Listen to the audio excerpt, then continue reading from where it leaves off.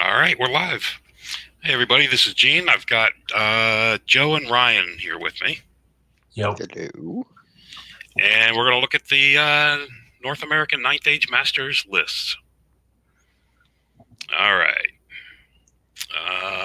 This is a tournament that's next weekend, the 25th and 26th. Yes. All right. And yeah, January in Cleveland. There's no way this can go wrong, right? Lovely weather. We're planning on doing round 3 outside. Sunshine. Should be fun. All right. First thing, list summary, just real quick. Are Warriors that good? I think U.S. Would appear so. U.S. players like Warriors. Yeah, 6 out of 30 lists are Warriors. And Beast Herds and Dwarven Holds do not have any representation. Mm-hmm. All right.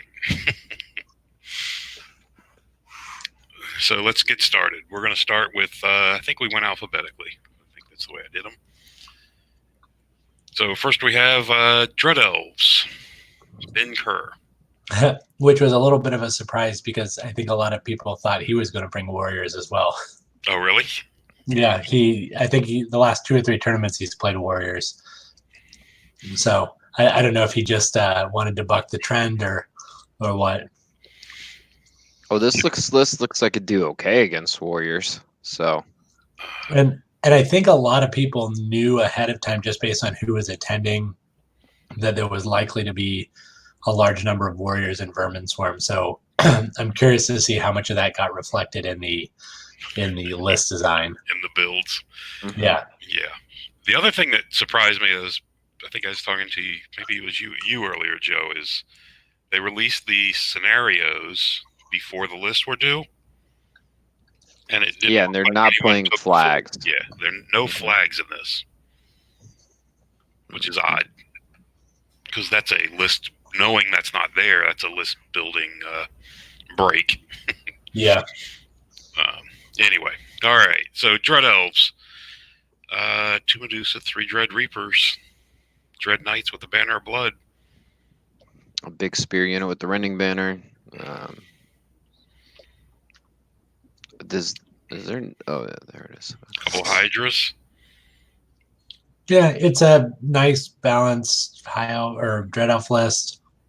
I think the core probably could have been more effectively used. Yeah, it could have gone for that Academy banner build, especially if you know how many Warriors are going to be out there. Like the armor piercing would have probably been helpful.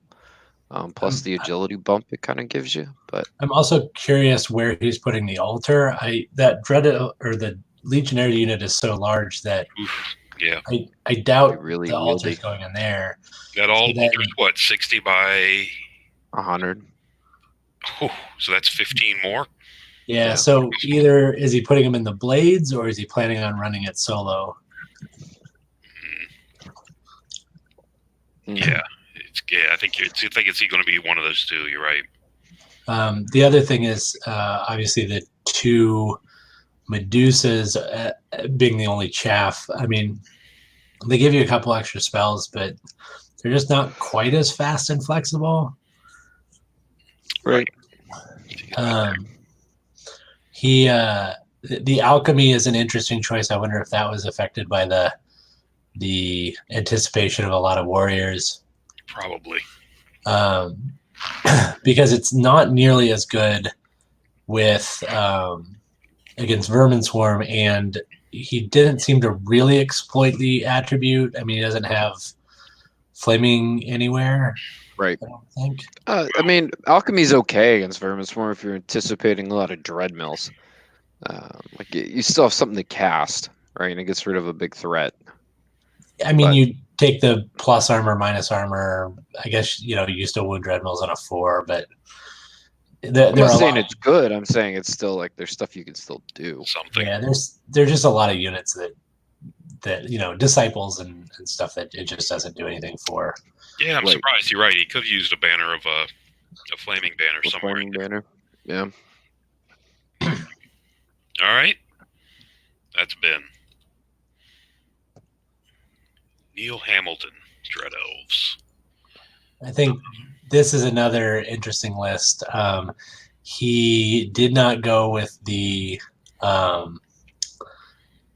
altar. Okay. And then he has the Oracle running around on a Pegasus, which is an interesting. I mean, she's solid because she has the 3-up ward save against. Ranged. Yeah. Yeah, but she has Ranged or shooting. The familiar she can even hide behind, and like behind a piece of impassable or a hill, and still cast occultism out. The problem is just a 4-up, 3-up. Like, while it's nice against cannons and stuff, you can get through it if you throw enough, pyromancy or whatever at it. I mean, 3 wounds, it's all you need. Yep. Assassin. I'm not really a big fan of the prince. He's only got a 2-up save. They're still tough 3. The death kiss, I guess really nice. He's there probably to kill Portent Lords with the Dragonfire Essence. Or Dragonfire Gem, excuse me, and Death Kiss. Okay. Because he's got 4 strength 7. Path of Silent Death and Bloodroot. I can never remember what the assassin abilities are. Is that the AP10 one? Path of Silent Death gives him Cult of Cateron and Assassin throwing weapons 1 up. That's where he gets the throwing weapons. Okay, and then Bloodroot. +1 strength, +1 AP, and multi wounds 2 against character. Okay, so he's good against. I mean, he wants to see cowboys. Yeah. Mm-hmm. And he'll be strength 5. Yes. Okay. AP 3. Multi-wound against character. That's not bad. He's got to get 2 through. And he likely goes in the Ravencloaks, and they run around and shoot you. I mean, there's a lot of shooting in this list. Mm-hmm. Right. A little surprised he didn't go with the shooting weapons on the Corsairs instead of paired weapons, or I mean, it might be a point issue. And they are like AP 0, so like the shoots from them aren't great, but okay. I wonder if there's anything else on this one that sticks out. I mean, in some ways it's similar. He has the Dread Knights, the Legion. I mean, the same number of Legionaries as the other one. 3 Dread Reapers. I mean, basically the difference is what Ben took 2 Hydras and Neil took some Ravencloaks and Raptor Chariots, and the Dread Prince. Yeah, this one obviously will spread a lot more than Ben's list, but it's interesting. Just a couple changes stylistically make it play a lot differently. Mm-hmm. All right. There we go. Let's go back here. Mike Smith, First Demon Legions. Yeah, and Mike's being a man, bringing Scourge. Scourge, yeah, bringing the Scourge. Scourge made its showing. Brimstone Secretions. It's the ones that makes him immune to lethal. I mean, divine. Yeah. Obviously, I think he was anticipating some divination magic. Right. He's got Kaleidoscopic Fetch gives him another pip, a hard target, and Hammer Hand gives him +1 attack. Living Shield. Let me just look that one up. Living Shield is the parry, isn't it? Yeah. Mm-hmm. Charge Tendrils, I think, is where you save extra dice, or not. Up to 6 instead of 3, yeah. Right. Mm-hmm. All right. And 2 Wizard Adepts, so 3 Wizard Adepts, so he's channeling 3, unless he's got something down below. He channels 5 because he's a demon. Oh, right. 3 in addition to the demon bonus, yeah. Myrmidons. Here's another. Both of the Harbingers have Incendiary Ichor, I bet, because he's anticipating some Portent Lords running around. Yeah, that's probably a good bet. 2 Blazing Glories. Yeah, I like the Blazing Glories. Titan Slayer Chariots, Mage Blight Gremlins. All right, that's a looks like a good list, and he has the Scourge. I like the Titan Slayers with the divining snout. It makes that chariot real threatening to Griffin characters and stuff running around. That's the plus what to charge? Mm-hmm. Well, it's the +2, I think. Give me a second. Well, they get D3 against it's either towering or it's +2 to for their charge range rolls with the divining snout. If you're a magic user or you have magic. Yeah, and then they get plus D3 if you're, I think, towering. Just as a standard rule for the chariot. Yeah, so if you're, a character on a Griffin, he's going to get plus, so he's going to be 9 plus D3 for his movement. Yeah. Nice. It is, you'll be 11 plus his charge range. Against models with towering presence, and the impact hits gain multi-wounds D3. Okay. Wow. So he'll be advanced 11 before his charge. Nice. So a 20 average. They're nice zoning pieces. It's a nice list. Mike's been talking about the Scourge for a while. He really likes the Scourge. I think he's wanted to run it for a while, but it's 1,200 point model that has, I believe, no armor save and a 5-up ward to shooting. Right. There's the 4-up in close combat. I think the big thing is going to be the turn he charges with. If you don't have paired weapons, he's going to parry, and then you be distracted, so you're going to hit him on 5s. Yeah. Yeah, but I mean, I don't know how many games he's going to live to make it to a meaningful combat. And then the other thing is he needs to kill 1,000 points of your stuff to even make his points back. Right. And what is the big question? I think is what is Mike going to do when this guy picks up 3 or 4 wounds to shooting? Is he going to go all in, or is he hide? Yeah. Yeah. All right. He does get points for having the 23 Myrmidons that come out to 666 points. Style points there. All right. And orders. Okay. Let's see. What else? Demon Legions. Andrea. This is a solid list. I played Andrea a couple of days ago. So he has an Omen. He has a so obviously fighty, and as a Thou Master, he has a Sentinel who's going to be in that Lemure unit most likely, and so obviously he's going to channel 2 to 1, and then he's going to have 4 spells on Evocation and 4 spells on Thou, which the combinations, obviously there's triple snipe, so that by itself is pretty brutal.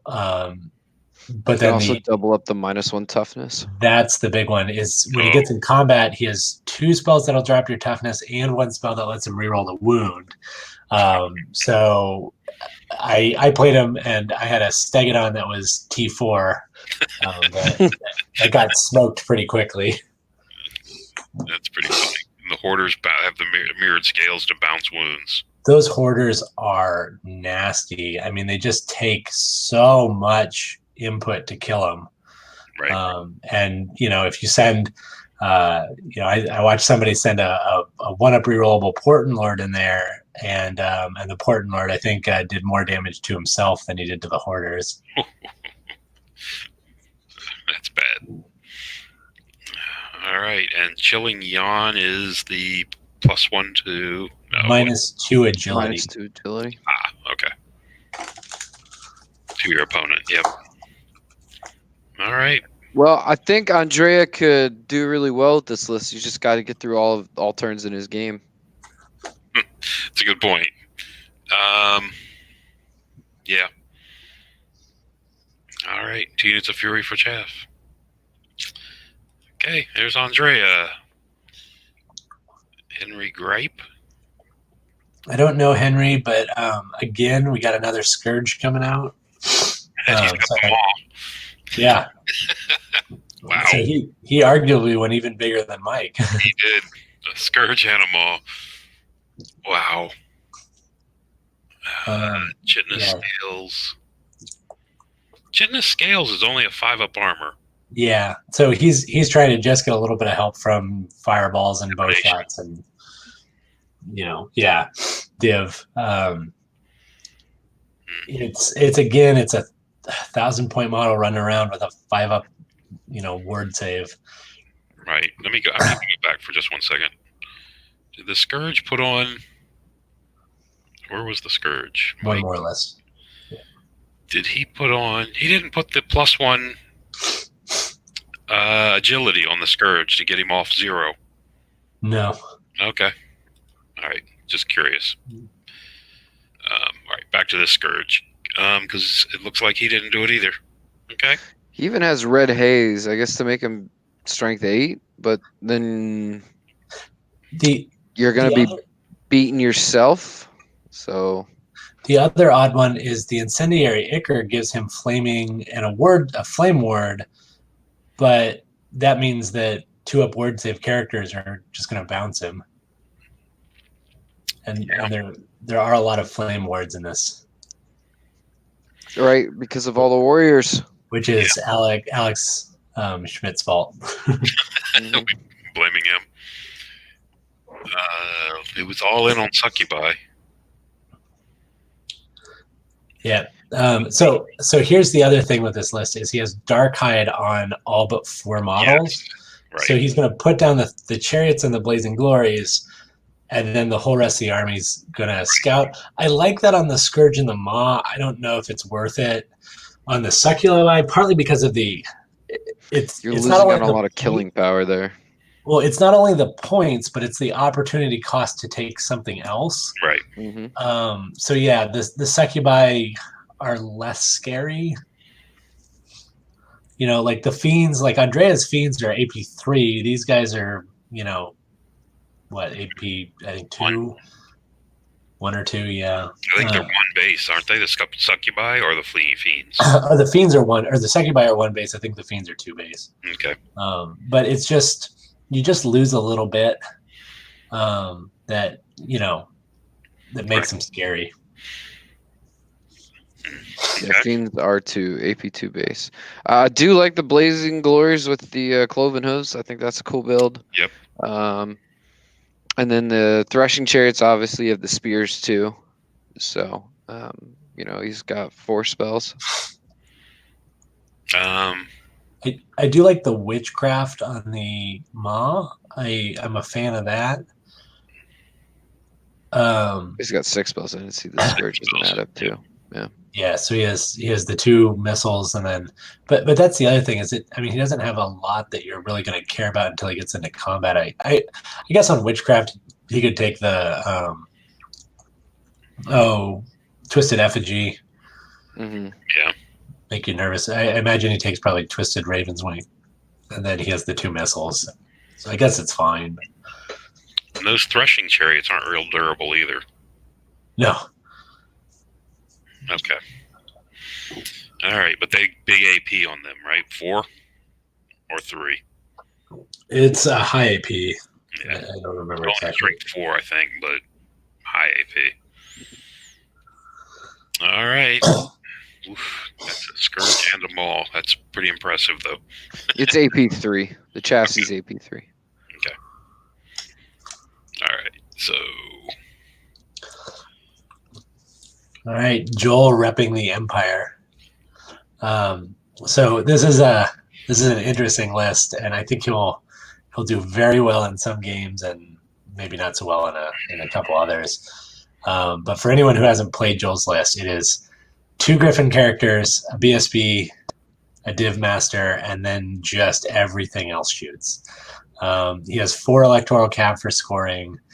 Then he has 30 Militia, 3 units of Rangers, 2 two units of riders with repeater guns, and then he actually took a cannon on this one. I know he had been going back and forth. He had been playing with actually he took a cannon and a rocket battery, which is interesting because he had been playing for a while with double hell blasters or volley guns. Yeah.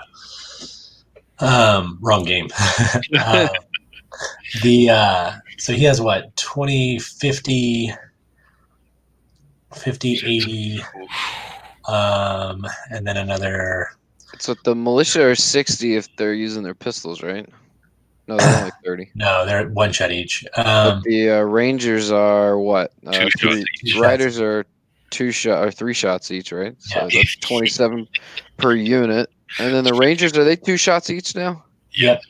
So 48 from them. So 132 shots that way, plus a cannon, plus a rocket battery, plus a stank. Yeah, that's a lot of shooting. And almost certainly he's going to take +1 to hit, reroll the hit, and then the div spells. So he's basically just going to sit back and blast you. Yeah. And yeah, going to try to take you off that way. At least he doesn't have flaming swords. Yeah. Oof. That is ugly though. That's a lot of shooting. Thank God Stars Align doesn't work bubble with shooting. He obviously the electoral cav as his scoring are not super durable. I mean, they're mobile, and they're with the Right. 1-up. They can be hard to kill, but I haven't seen all the games Joel's played. I know he's done very well in some matchups, and there are some armies that line up against this and are just like, I can't deal with this. But then it looks like there are some armies that line up from it and just burn it away. So my prediction is Joel is going to have some very polar games. Like he's going to have a couple 20s, and then he's probably going to have 1 or 2 big losses. Yeah, that's like I said. That's a ton of shooting. It's Rangers Scout too, right? Mm-hmm. Okay. All right. Yeah, haven't seen Joel for a while. Hasn't been around. And here we go. Habib with the Highborn Elves. Yeah, so I don't know. It was a late entry. I just kind of threw this one together. Yeah, I don't know Habib. Apparently, he's from Mexico. Okay. So I'm glad he's coming up. Yeah. Really making a North American Masters.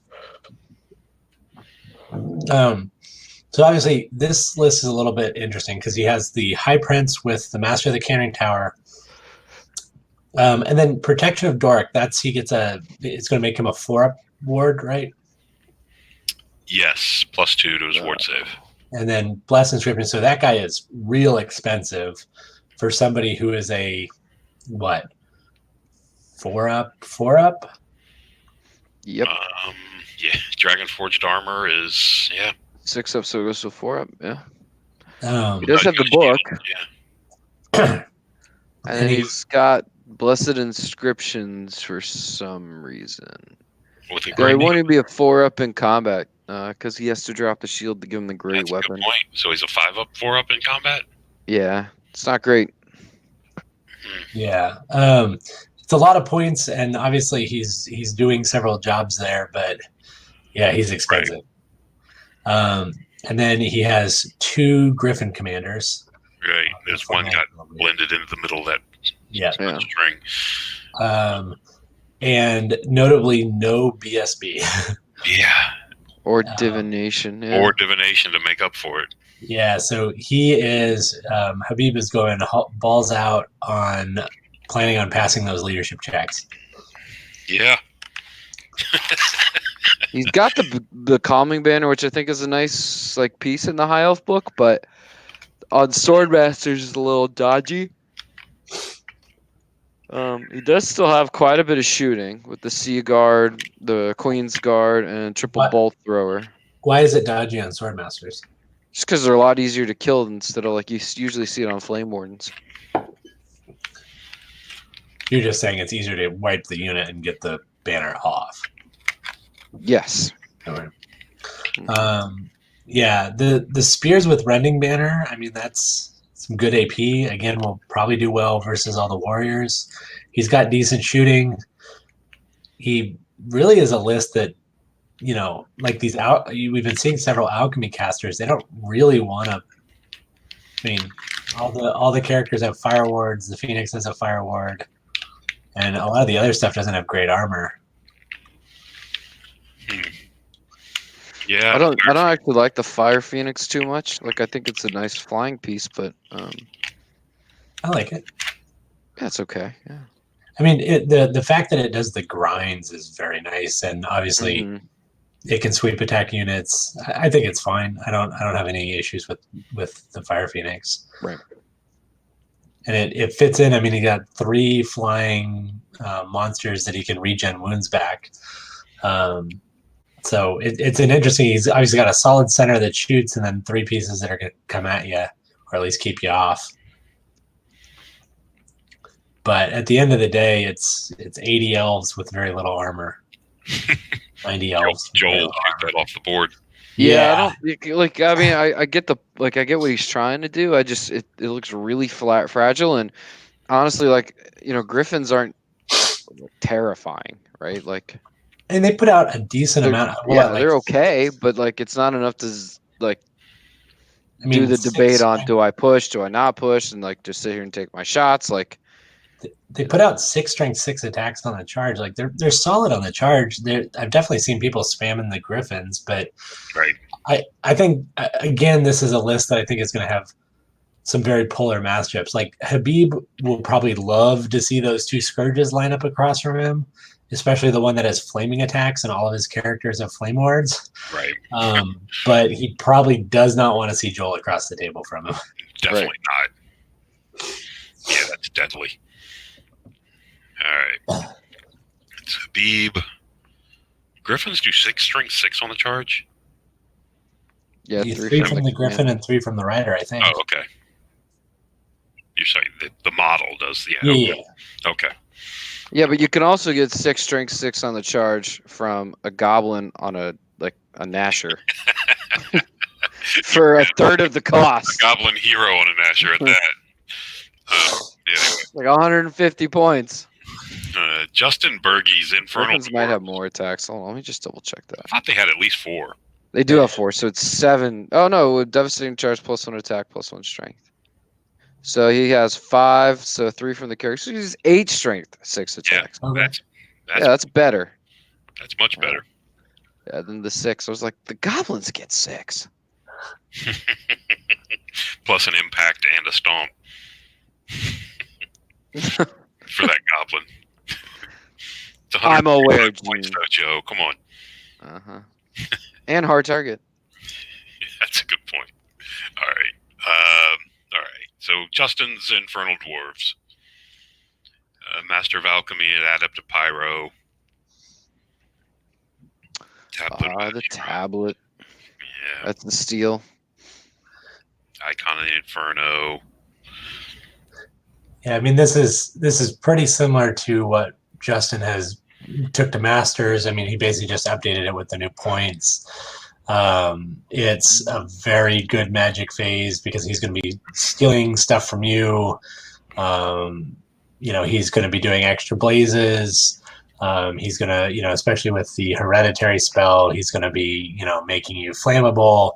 And then, usually he forms a line of flintlocks that are just going to kind of slowly move forward and shoot.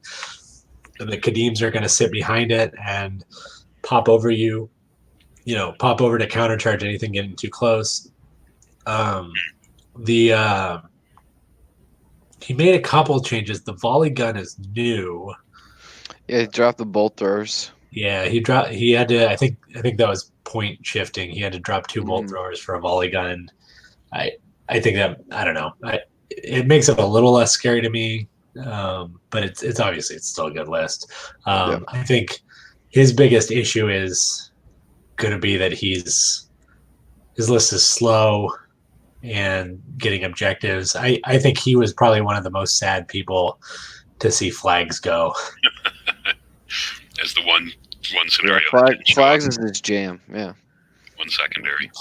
Yeah, he doesn't. I mean, he would have loved no breakthrough.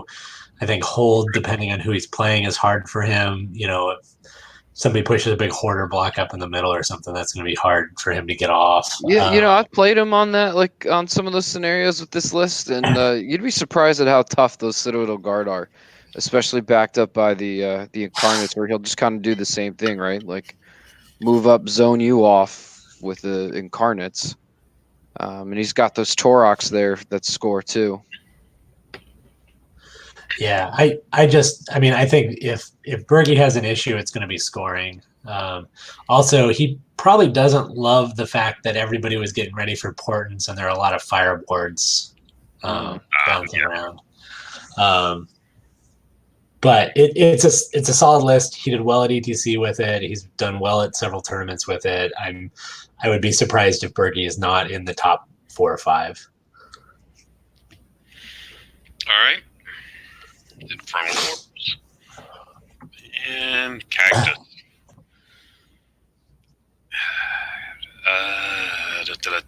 Questing Griffin, Shield, Crusader Salvation. I'm not real up on the KOE items. Remind me what Crusader's Salvation does. +1 armor, rerollable. Oh, nice. Armor and rerollable. So he's a 2-up rerollable? Hippogriff, I think, only gives you 1. So yeah, he'll be a 2-up rerollable. So 2-up rerollable. He'll have his 5-up ward. He'll have his his Bretonnian save, Dragonfire Gem in case, Blessed Inscriptions on questing. So he's going to have a light lance or a great weapon, and still keep the shield. Yeah. And the renown is the lethal strike, D3 wounds on a roll of a 6. Yeah. Yeah. And re-rolling to wound. Mm-hmm. Yeah, that's a toss-up whether you do that or do hand weapon. I think in one of the chats he did mention that it's on the Bastard Sword, I think. Yeah, that's the only. Well, that's true. You only do it on hand weapon if you buy paired weapons. That way you have 5 attacks and re-rolling to wound, just to give you the more chances at a 6. I like the renown build, but I really like the just you take the old might and just slap that bad boy with the lance, and just let him go to town. Yeah. If you're on a flyer, then I think that's a better build. Yeah, because you get 5 attacks against fear causers, rerolling 1s to hit.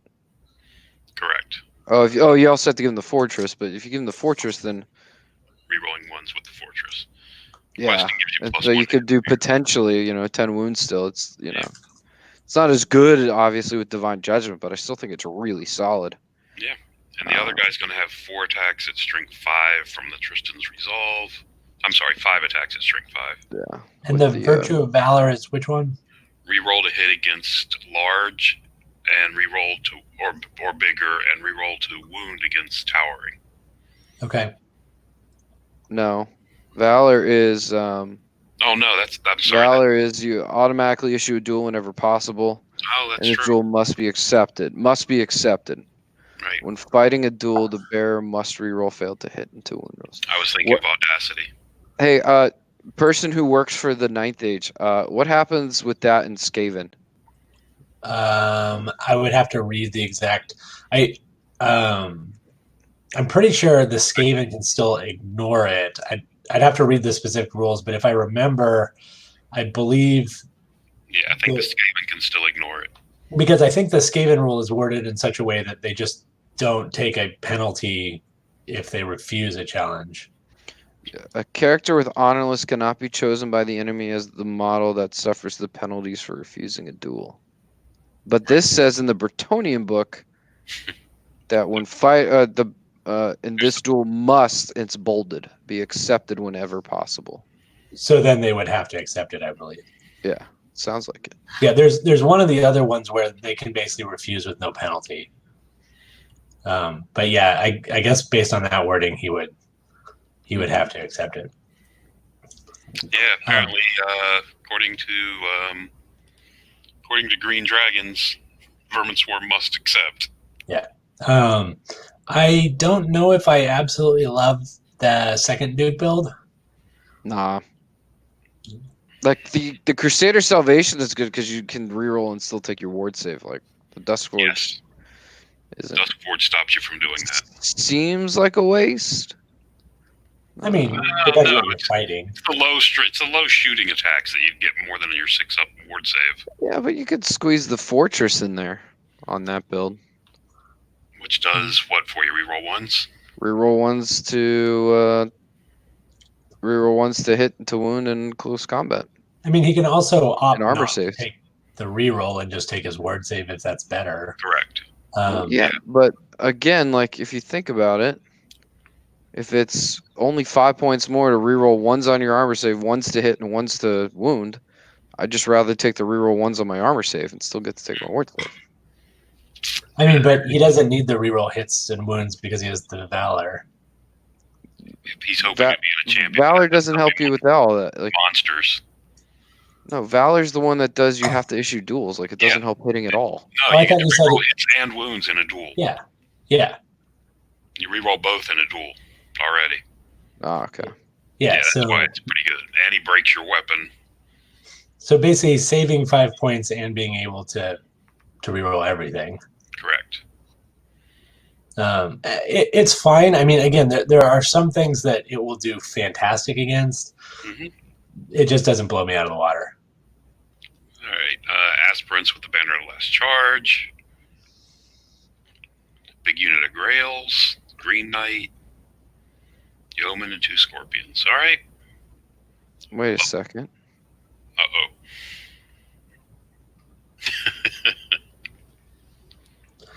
I like the Scorpions. I mean, they're 115 they're points. really good.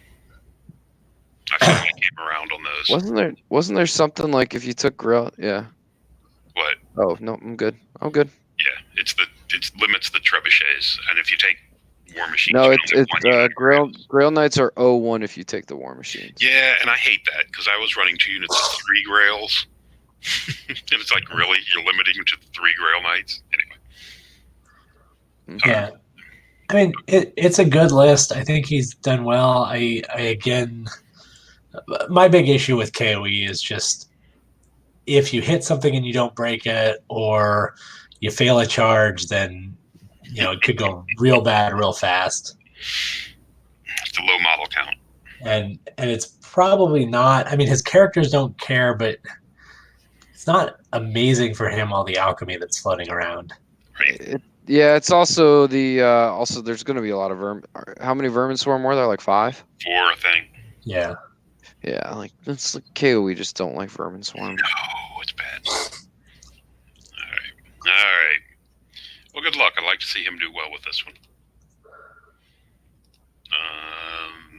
And there's Nate's. Orcs and Goblins. I'm curious what he finally ended up going with. All 3 Feral Orcs. Thaumaturgy. See, Nate actually did it in the format they wanted, but Yeah, it's hard to it read. makes it harder to read. On most of them, I went through and pulled out all the points except for the totals, but I didn't do it on his for whatever reason. I must have missed it. Common Orc Chiefs have heavy armor, right? What's that? Yeah. Yep. The board trigger gives you +2. Yep. So you used a 1-up rerollable. I like that actually for the Common Orc Chief there. That's a nice little build.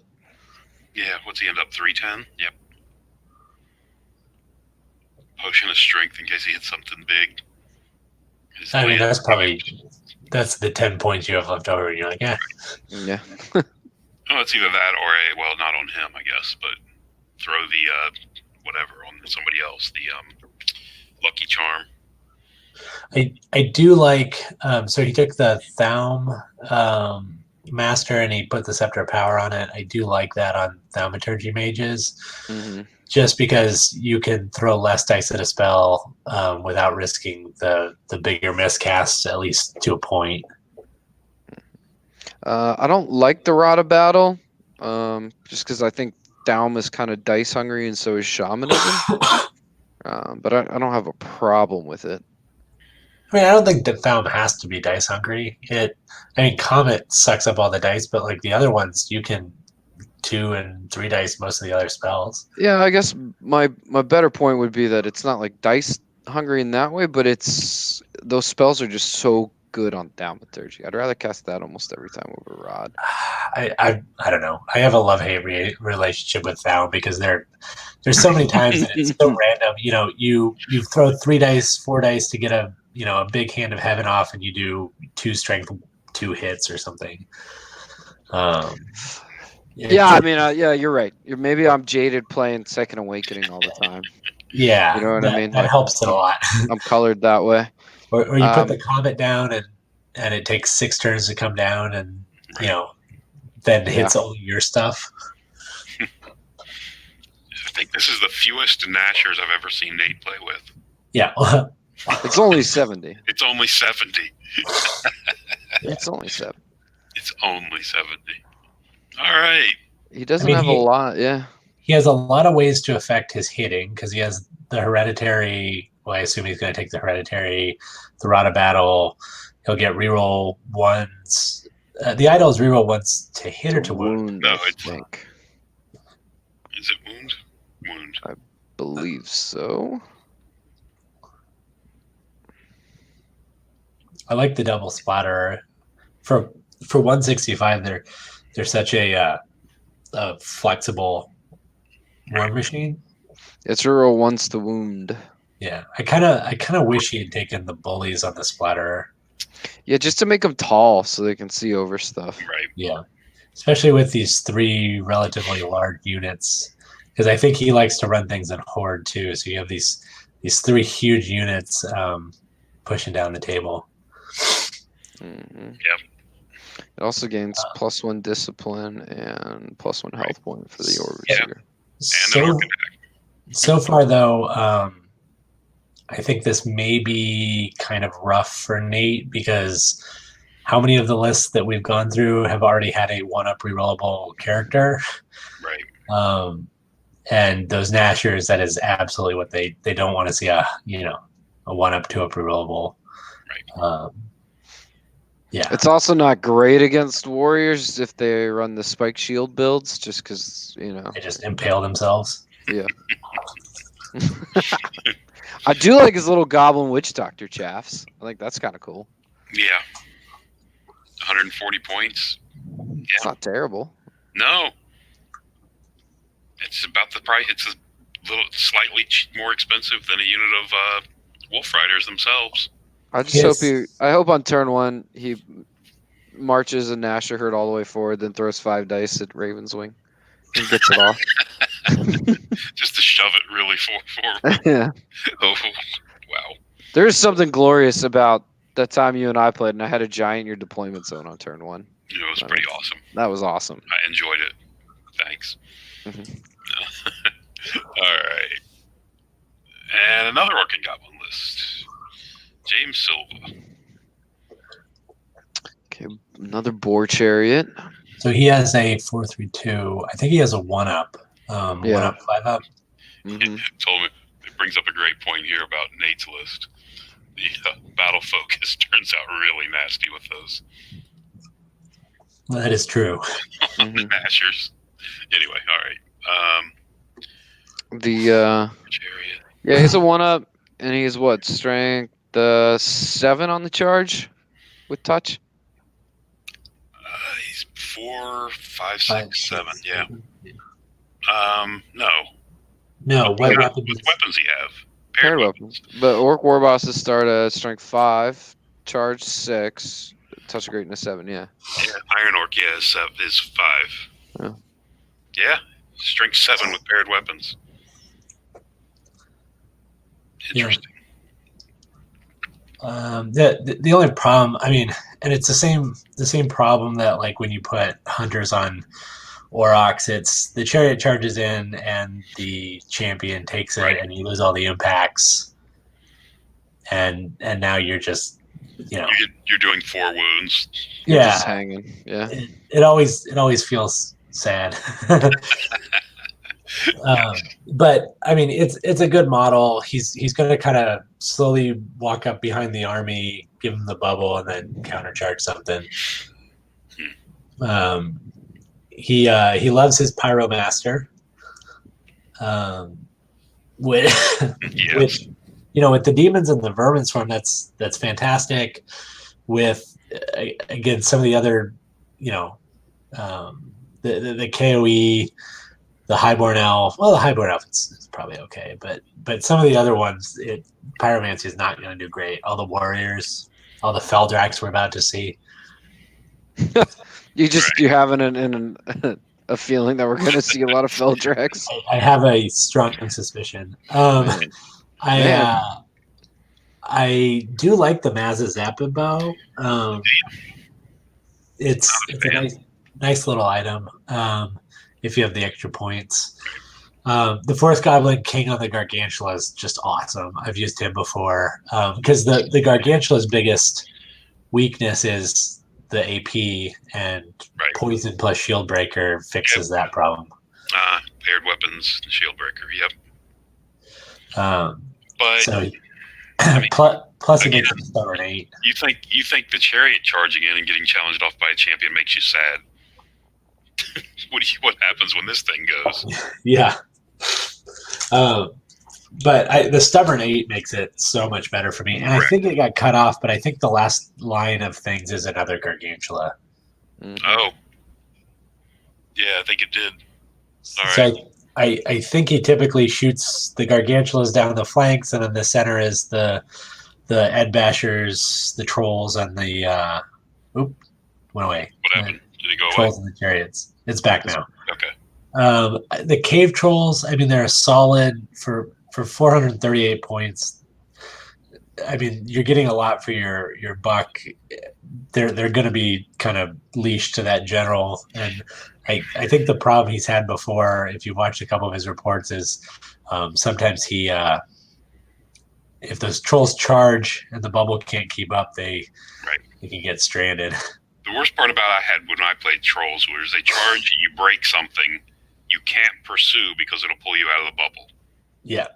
And then they just stand there. Anyway. The other Gargantula has the web launcher on the bottom line. I mean, he's run it for a long time, so he must really like it. The 20 goblins with creepers and bows, it's just such a big unit. Huge footprint. I know, a massive footprint. I mean, obviously it can march 15 inches basically in any direction if he pops that banner, so it's got some movement flexibility, but that's honestly the big thing for me is just 20 models in that skirmish formation is just it's such a big footprint. It's hard to seems like it would be hard to keep it safe. And I've heard him complain about that as well. It's a huge footprint. Yeah. The goblins with bows, I mean, I like shields and bows is very solid for 175 points. He's got 3 scoring? Goblins, Ed Bashers, Force goblins are not. Yeah, 3 scoring. Yeah. Cave trolls are not. Okay. Yeah, the goblins and the Ed Bashers. He's got that mammoth stabber. He really likes that. Hey, it bagged like one of Josh Stewart's Krakens at Pacific Rim. I think I saw a Q&A post.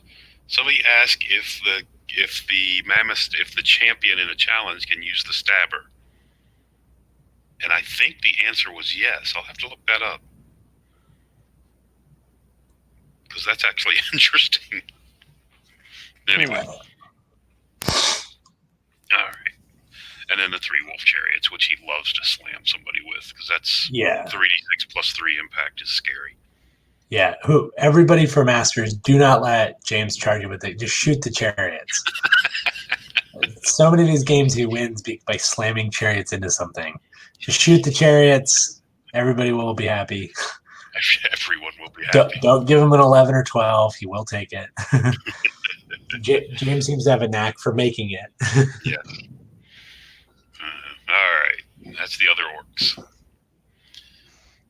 orcs. Real quick, though, I thought for sure I would see something like, I was playing around with it the other day, was that Feral Orc Chieftain on a War Boar with a Lance, the Touch of Greatness, and the Dragonbane Gem. He's only 255 points, and he's got 3 battle-focused Strength 8 attacks on the charge.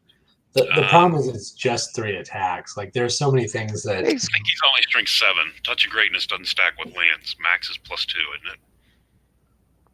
Not a What? Touch of Greatness. Is it? Yeah. Are you sure? You can get a plus. You can get plus from somewhere else, but the weapon bonus can only okay.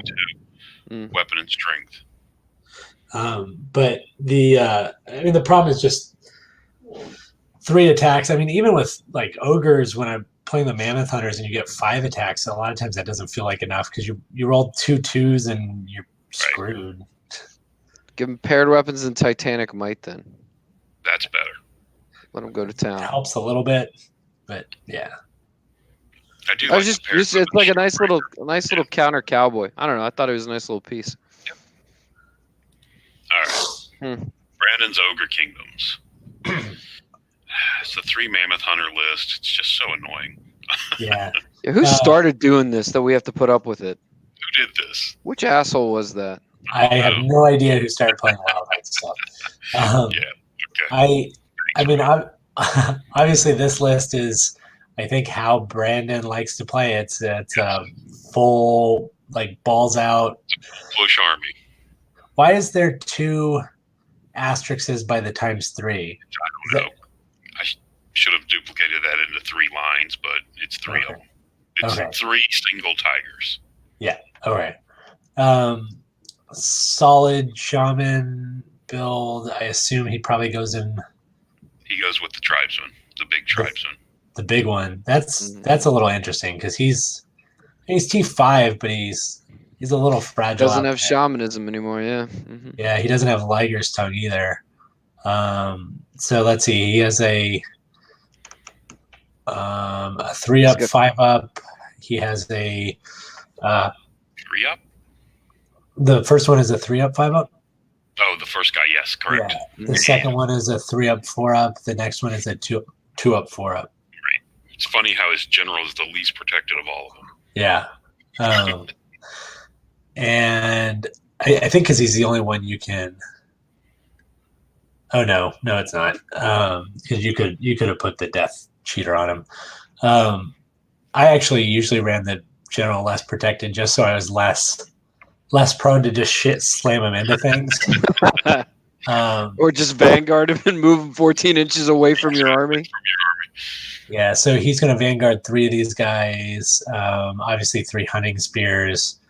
The issue I always found with the hunting spears is just they don't do anything against the towering, like the KOE griffins. They do 1 wound. It's not amazing.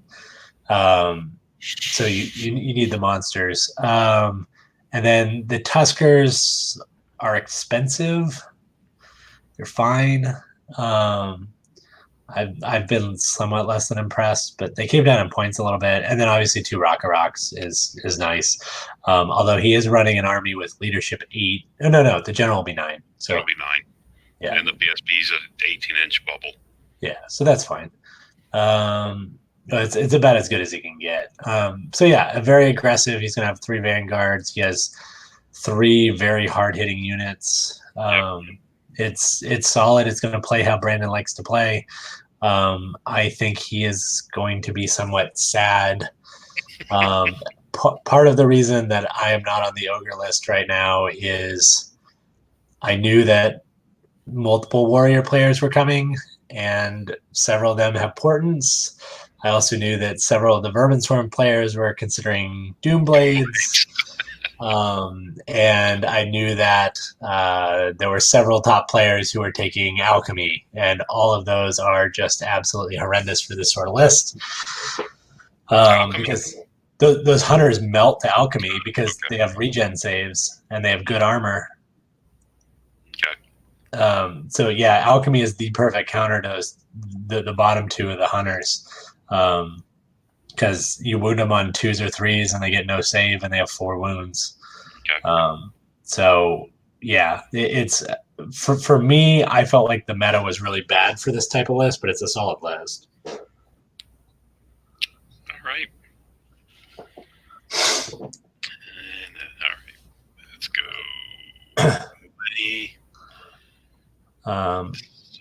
Lenny, this list is going to seem somewhat familiar when you see the next one too.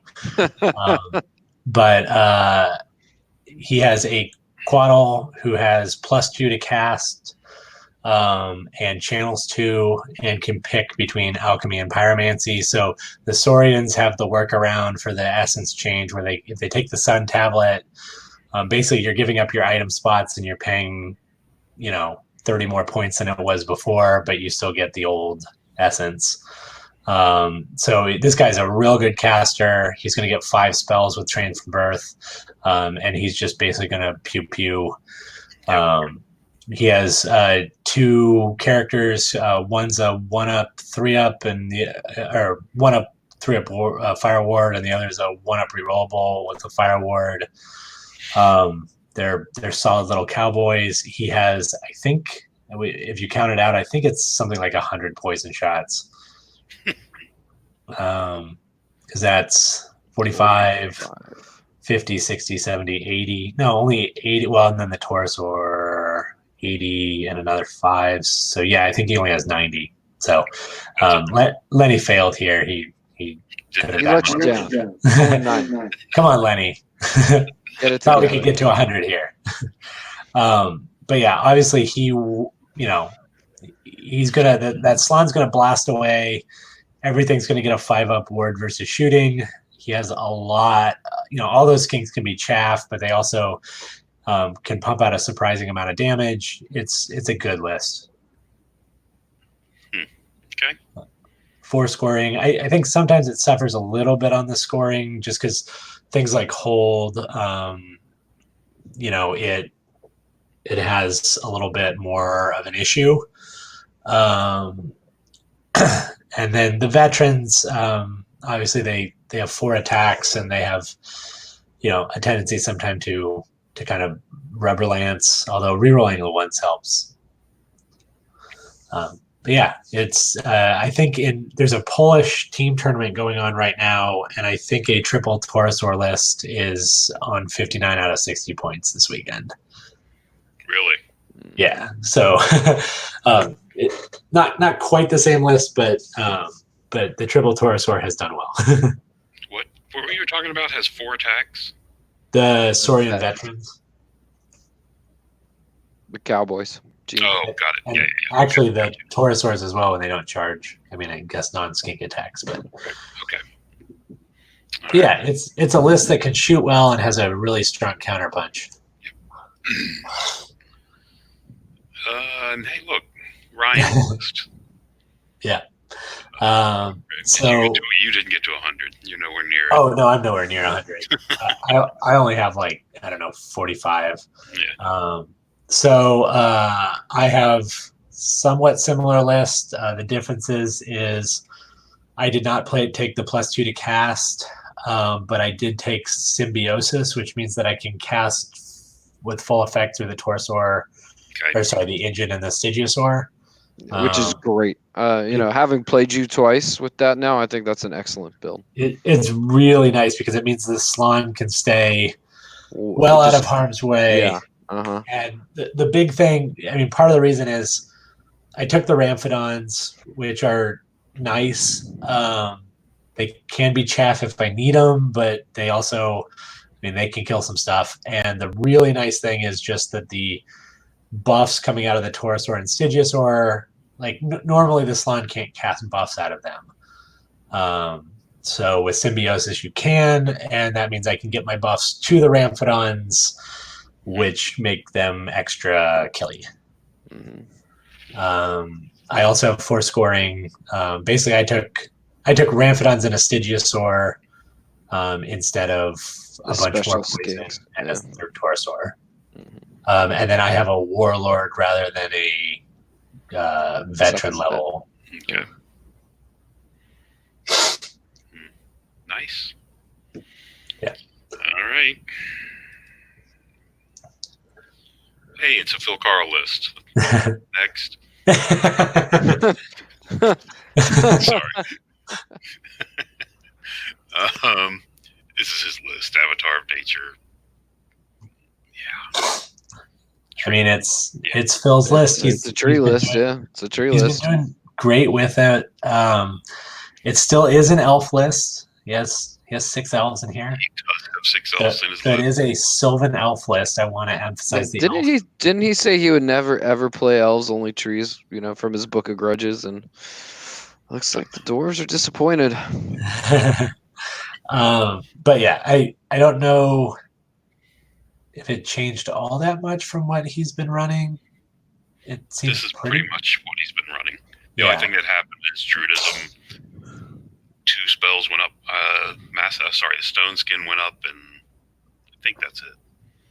He's also playing Sacred Seeds instead. He was playing Void Talisman on his. Oh, was he? Yeah. Okay, the Master. Yeah. And the Sacred Seeds is you get a forest, right? place the new forest, yeah. 6-inch circle. So it's a good list. He's done well with it. It's beefy just because there's so much, T5 and ward saves and stuff. I again worry this is a list that's really going to get hurt with the meta, with the Doom Blades, the Alchemy, the Portents that are running around are all bad for this. Right. I will say though that the Entangling Roots does help a bit. Good support in Lords. Brings their weapon skill down. You have to reroll successful to hit rolls against Entangling them. Roots. Sorry, I thought you were talking about the Entwining Roots, the spell. Yeah, I mean, I'm not saying it's like great, and Yeah, Phil will still do helps. fine, but I think there are some rough lists for this floating around. Yeah. I would say I like Phil's list.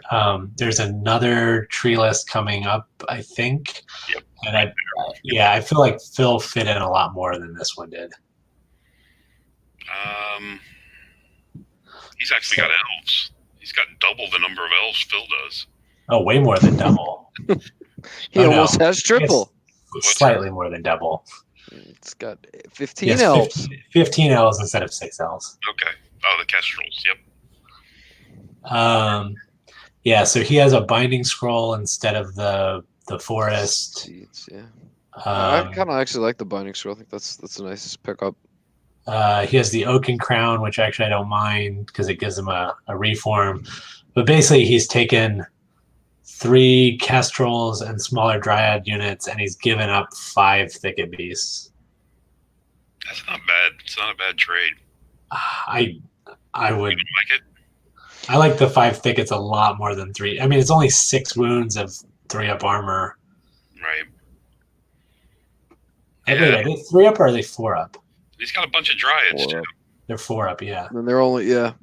I don't like the Silent Mist on them either. Having played Kestrel Knights, that's a lot of wounds. When your whole your kind of your MO is just going to be really tanky. Also, why does he have a musician on these guys? I mean, I guess it's from Silent Mist to make people make march checks, I guess, because they don't get the benefit of a musician if they're near like 3 inches of the Silent Mist. But it's just you're paying. I think Silent Mist is what, like 50 points. So you're paying almost 90 points. I never play it. I think it's 40 points. It is 40 points. So 80 points extra on the unit for a trick that may not matter. Yeah, that's, I don't know. It's like the one problem with adding elves to a tree list is you just gave your opponent something they can pick up. Like it's an underbelly. Yeah. That they can get after. Yeah, I do like. I mean, the 15 Dryads I don't mind. Don't know if they all need champions. That might just be core points, yeah. Yeah, but again, it's a tough list. It has a lot of high armor, good ward save, high toughness stuff. I just feel like Phil packed in more stuff in his list. Yeah, the second Thicket Beast unit is another just hard piece to shift. Right. And he has that extra force he could put down now. So. Yep. Okay. All right. Phil Blake. Do you want to go through? I think you and Phil, or did you help Phil with this? No, I am No, I don't want my name attached to this list at all. Okay. I don't want my name anywhere near this list. Wow. That's some strong words. You want to tell us why you don't like it? So you took the adept to Cosmo with the book, made him a Hierophant. He's got the master with Evo and the Hourglass. I think architects, just when you know the meta you're walking into is going to be a lot of alchemy, a lot of pyromancy, and a lot of Portent Lords. Like, I think the architect's just kind of a waste of points. I don't mind the Pharaoh. Like, he's there to counter Portent Lords, I guess, but I just feel like you could do it better with making the master, like Is the he- Cosmo guy, a master for triple snipe. Is the Pharaoh's just on foot then? Yeah, he's just walking around to make those 29 art. His whole trick is he's going to make those 29 archers weapon skill 4. Well, give and I him guess lethal strike With lethal, right? with lethal. he's somewhat of a deterrent for things going in there. So I guess I mean, not much, just because you're just going to crush those archers, and they don't have a save. They're not even terracotta, so you can't give them the 5 of regen. They're not. Does he make the archers as bunker, or he's still using the warriors as The warriors bunker? is bunker. His warriors are his bunker for the 3 squishy characters, and the Pharaoh runs with those archers. Right. Or the squishy characters will stay up front until they have to back off, and then they'll run back to the archer. Run back to the warriors. Yeah, I think I agree with you. I mean, obviously it'll prevent a character from messing up the archers, but I think the archers will get mown down by any sort of serious unit, and then the Pharaoh will just crumble away. Yes, for 650 points. Well, it's even more than that when you add in the archers too, right? Like, it's over 1,000 points. He's only 450, isn't he? Plus 200 for being the general. Oh, gotcha. Yeah. And then I don't really like the little shop. I just don't think they're tanky enough to, withhold a charge, if you will.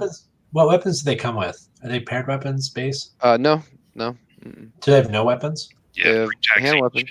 Yeah, 3 attacks each. 3 strength 5. Weapon skill 4. Okay. Yeah. It's different. It's a list. Oh. He has the triple snipe, but I see a lot of people He have been doesn't have running- triple snipe. Double snipe. Oh, right, because he doesn't have a Cosmo Master. Because he didn't make him a master. Look. Ugh. Yeah. Well, I was gonna say I don't even know if that's gonna be all that great because there's a decent amount of MR floating around now. Yeah. I did like Phil. Phil was asking was it the rule the rule forum if having an engine nearby, an engine of the ancients, counted as a conditional word save, even if they didn't have the word up. The answer was no. Okay. But they did mention that warriors all have a conditional word save. Yeah. That's why I was trying to get him to take the Shaw Guardian with Godslayer because he halves multi wounds, Right. and then he reaches out with that multi wound too with Godslayer. But All Equitaine has a conditional save. yeah. Yeah. So Anyway. All right. Let's see. Moving on. Vampires. O'Brien Jennings. I don't know O'Brien. Heavy armor shield and just hour the wolf so he can raise the bats and wolves.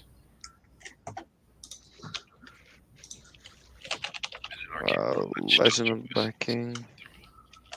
Legend of the Black King is I'm not sure what that is. I'm looking it up. It's plate armor enchant +1 armor and ages 4 up. Okay. This is our extra list. This is Jeff Parker said in a chat that Jennings, I think, I may be wrong, but I think is actually playing in the Desperado. And this is why we have one too many lists. Is I think they mistakenly put it in the wrong group. Okay. So for anyone not familiar, so the U.S. Masters is 32 spots, but 3 of the spots. So the first 29, 29. you get based on either winning tournaments or your ranking position. And then the last 3 spots you can get by playing a 3-round tournament the day before. And it's called the Desperado. And so anyone trying to play in, there was 2 sets of lists released. And I think, I hope I'm not wrong in offending Brian O'Brien, but I think he is in the Desperado. At least that's what Parker said on a different chat. Okay.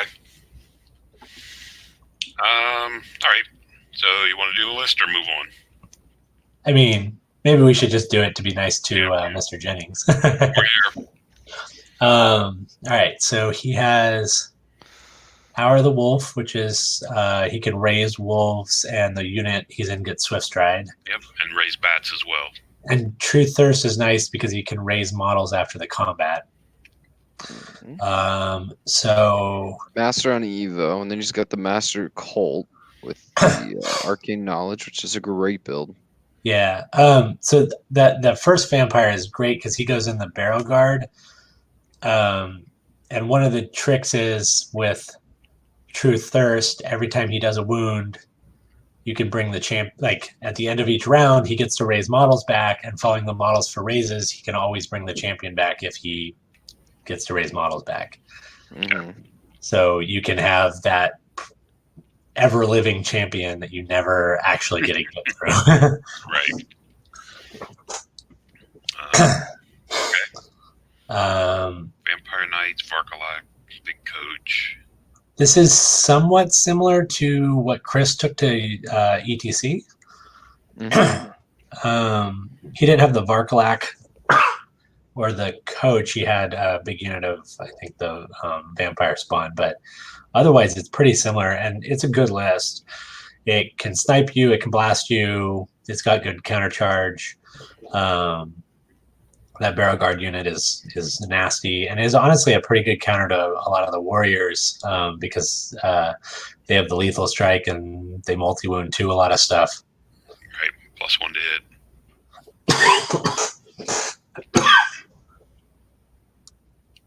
All right, that's O'Brien, and there's Chris Mintz.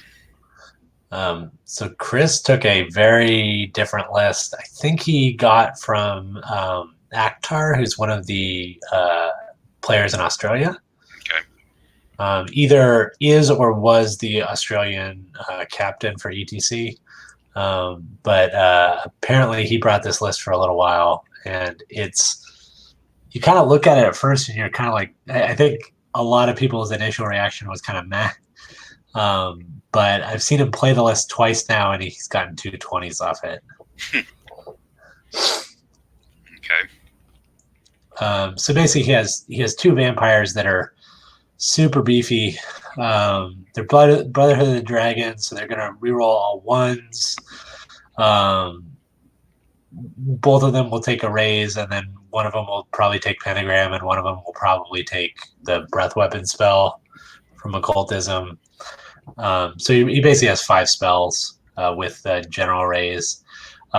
So one of them is, I believe, a 1-up, 4-up, and then with the Eternity Gem, he doesn't take multi-wound.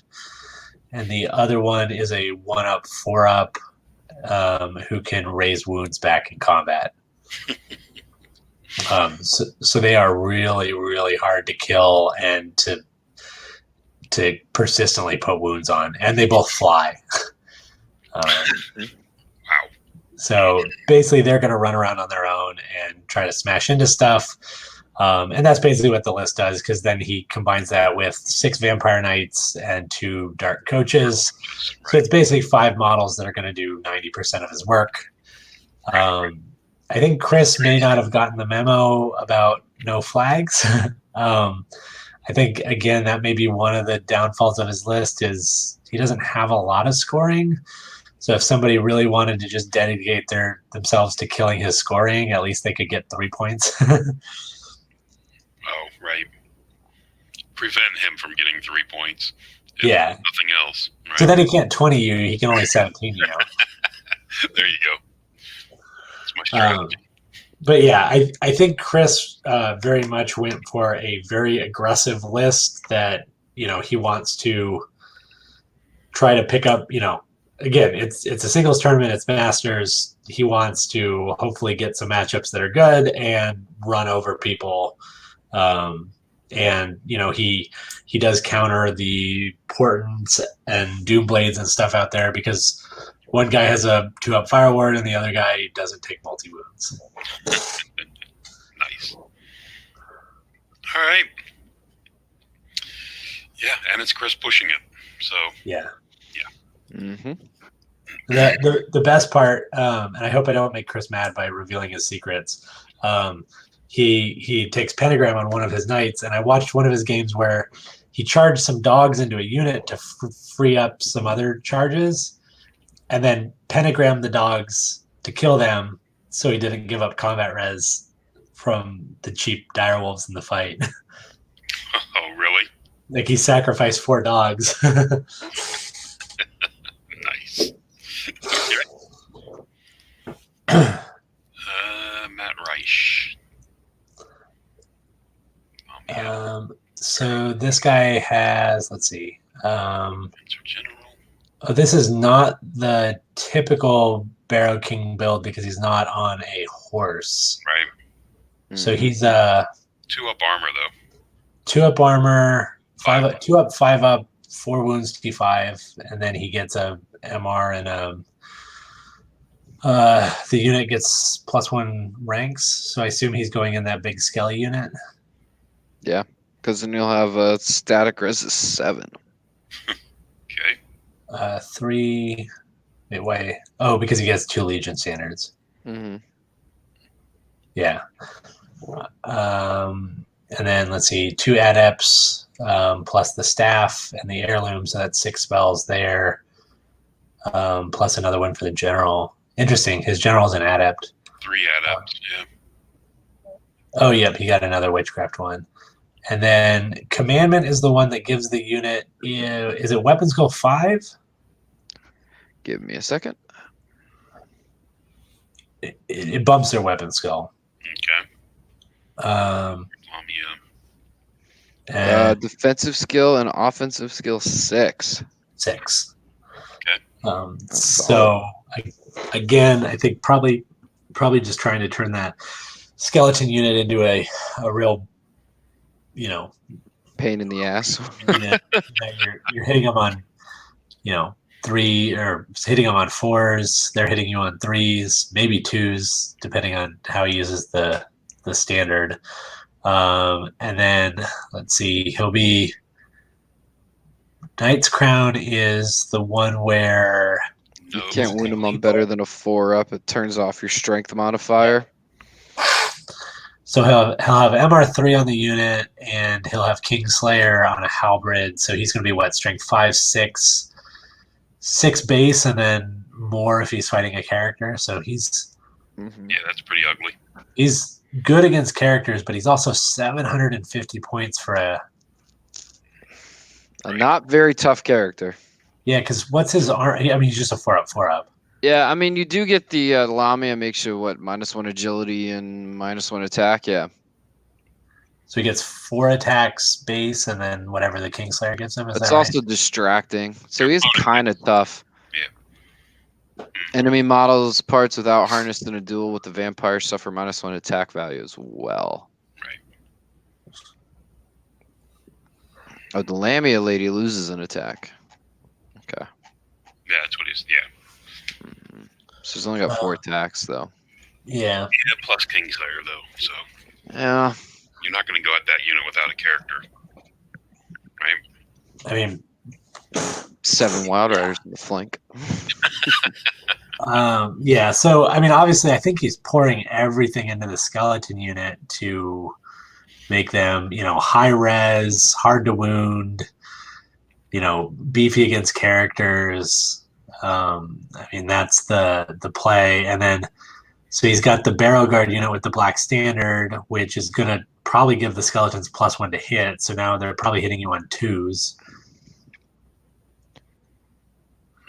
Okay. and he has a court, which will. I almost feel like this is overkill because the court is going to give drop everybody's weapon skill nearby. So now maybe he's. I mean, but he can't hit you on better than 2s anyway. But now maybe you're hitting him on 5s. Could be. But again, it's just so much. I almost feel like it's overkill. Like just people kill the other things and just save that unit for last, and then when they do fight it, they're gonna be putting 6 units into it. Yeah. And then the cadaver wagon is going to give them a regen save. Because they'll get I think it's a 6-up core unit's got a 6-up regen. 6 up, and then gas go down to a 4-up Aegis. Yeah, he doesn't have. Yeah. He does. He's got 2 units of 3. Sorry. So actually, enemy units within 6 inches of the court are -2 agility and -2 defensive skill. Yeah, so he's going to hit you on. Not offensive. So 2s he's even going to hit you on without. 2s with a lot of stuff. Yeah. Okay. If your weapon skill 4, he's gonna hit you on 2s. Yeah, but those are strength 3 skeletons hitting you, right? Yeah, I mean strength 3, AP 1 or 2. Right. So some things still will not care, but again, it's he spent a lot of resources making 37 skeletons into a Death Star. Which is not words you ever thought you'd say tonight. Yeah. That you would be spending that many points on a skeleton Death Star. That I think the problem is, Lenny's going to show up with his +2 to cast Slann and kill half the unit with a number, or whatever the number 6 spell for fire is. Oh, right. And it's or people will just choose not to fight it, and we'll focus on just killing the skeletons and the gas, and the unit will spend 2,000 points just not engaging anything. Mm-hmm. Okay. Vermin Swarm. Hero's Heart. Yep. So he's got the rat cowboy BSB. He'll be Go ahead. Sorry. Oh, I was just going to ask: he's a 2-up to non-magical shooting? Yep. But against magical stuff, he's a 5-up in combat, or 5-up, 4-up, right? In combat, he's 5-up, 4-up in combat. Yeah, against magic. But he's got 4, 5, 6, 7. 7 strength 5, plus another 4 from the rat, I think. Right. He's got he gets 3 base. He's got 6. He's got 6. Okay. Strength 5, AP 3, and then 5 from the rat at AP 2. I thought it was 4 base. You're right. 3. Mm-hmm. Yeah, it's a good model, but honestly, I played him once and I didn't think about this, but what that rat really doesn't want to see is just fireballs. Yep, just over and over again, fireballs. Mm-hmm. You get 8 5s, he's dead, statistically. Yeah. Or, just... Yeah, I mean, you could even be casting other things to peel away some of his chaff here. And I'll hit him with a blaze. I'll hit him with a blaze. Right. 56 rat-at-arms. That is a huge unit. Yeah. I'm not a big fan of it. Like, I played the spear block, and meh. That's what my opinion on rat-at-arms are. Especially in a tournament where you're not playing flags. Why are you not playing 9 units of footpads? With musicians. So the trick here is he has 56 rats with spears, so they have AP 1 or 2, and he has the adept on witchcraft with dark shards and the book. So he is going to throw 4 dice at wheel turns. Mm-hmm. Okay. And so now he's going to hit and wound on 4. He's going to get +2 to cast it, and he's going to make you -3 to D3 to dispel. Right. So it adds up, and it's going to make it really hard to stop that witchcraft spell, and it turns the rat-at-arms into a blender. So he can Blender's a little bit strong. I mean, it's 25 attacks, so statistically, that's what 12 7 wounds 12 and a half. hits, and then 7 wounds, call it. yeah. Um, I mean, you're talking 7 AP, 1 or 2 wounds.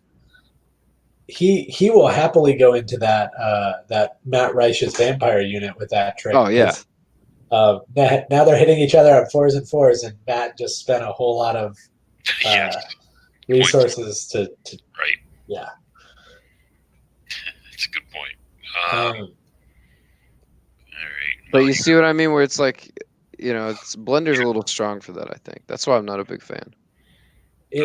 Again, it's specific things, and he can do it to the other rat unit too. It's specific things he is, it makes it much more effective than they would be otherwise. No disciples. No, he puts the Vermin Hulks. Okay. It's a big unit of vermin hulks. Yeah, It's a big tough to unit. get through. With the Vermin Demon support, especially. Right. Without the vermin demon, they're worthless. But well, and he can, make them hard to hit. You can bump their weapon skill. It combos very well. Yeah, the demon makes the Vermin Hulks go. Right. And then 2 Dreadmills, 2 Plague Catapults, which is a good build. So, he's, I think, the only Vermin Swarm who took a demon. Okay, we'll see. Surprisingly, but, I think he's going to live and die with that demon because obviously the leadership 9 plus div, I mean, it helps all of his units. His magic phase is very strong. He has, the tricks for the rat at arms. He can reroll the hit with the Dreadmills. Like it's nasty. But if that demon goes down, then the whole army becomes really susceptible. Yeah. So I imagine he's going to be cautious with the demon and not let people near it that can hurt it. But I think this army will live and die by the demon.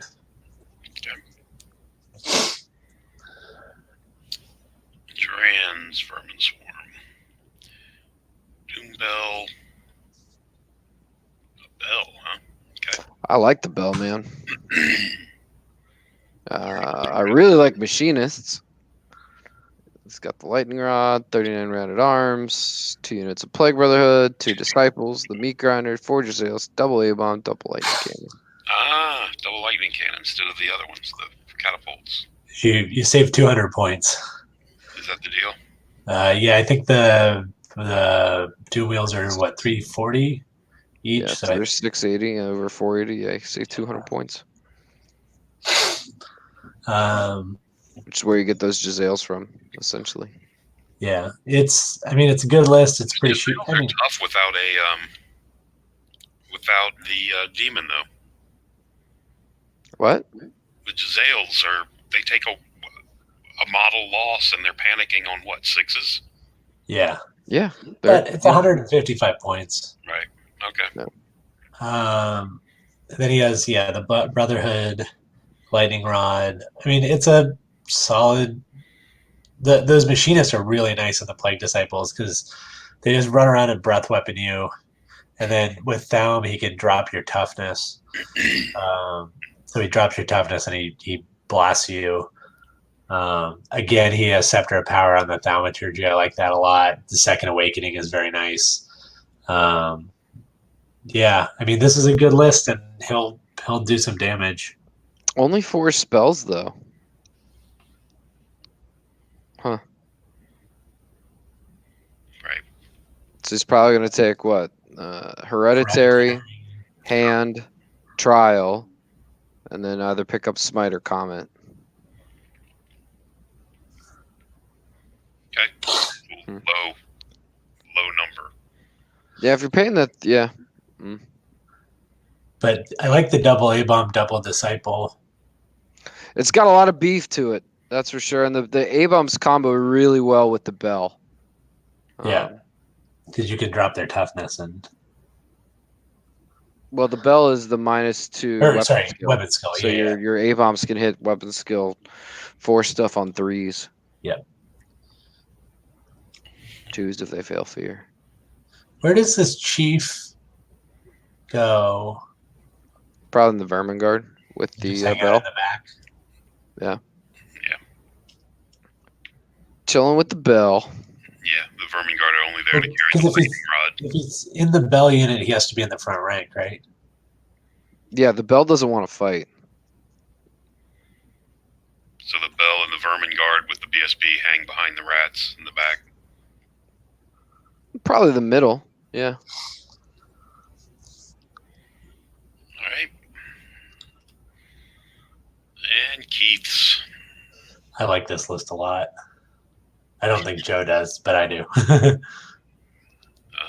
Chief BSB, paired weapons, tail weapon. So he's got MR4 with the Plague Patriarch with Obsidian Rock and the double Aether Icon. He's got Swarm. So his BSB is a tough 4, 2-up armor save with Swarm Master. Wait a minute. The tyrant with the Doom Blade is not on a litter? No. Nobody puts the Tyrant on a litter. That's a waste of points. That means one less chance for the Doom Blade to hurt you. It makes you tough 4, doesn't it? The No, litter. you're already tough 4 as a Already tough Tyrant. 4. Okay. That's I mean, you get an extra. You do get an extra wound. right. But you know. Okay.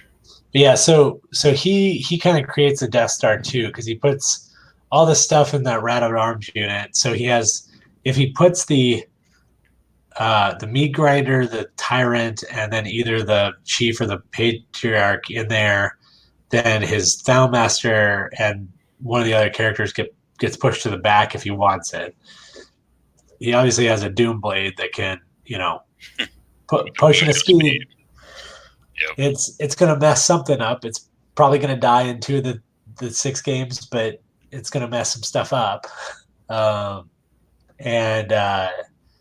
Especially with all the monsters running around, it's a nice build. It's just a get back.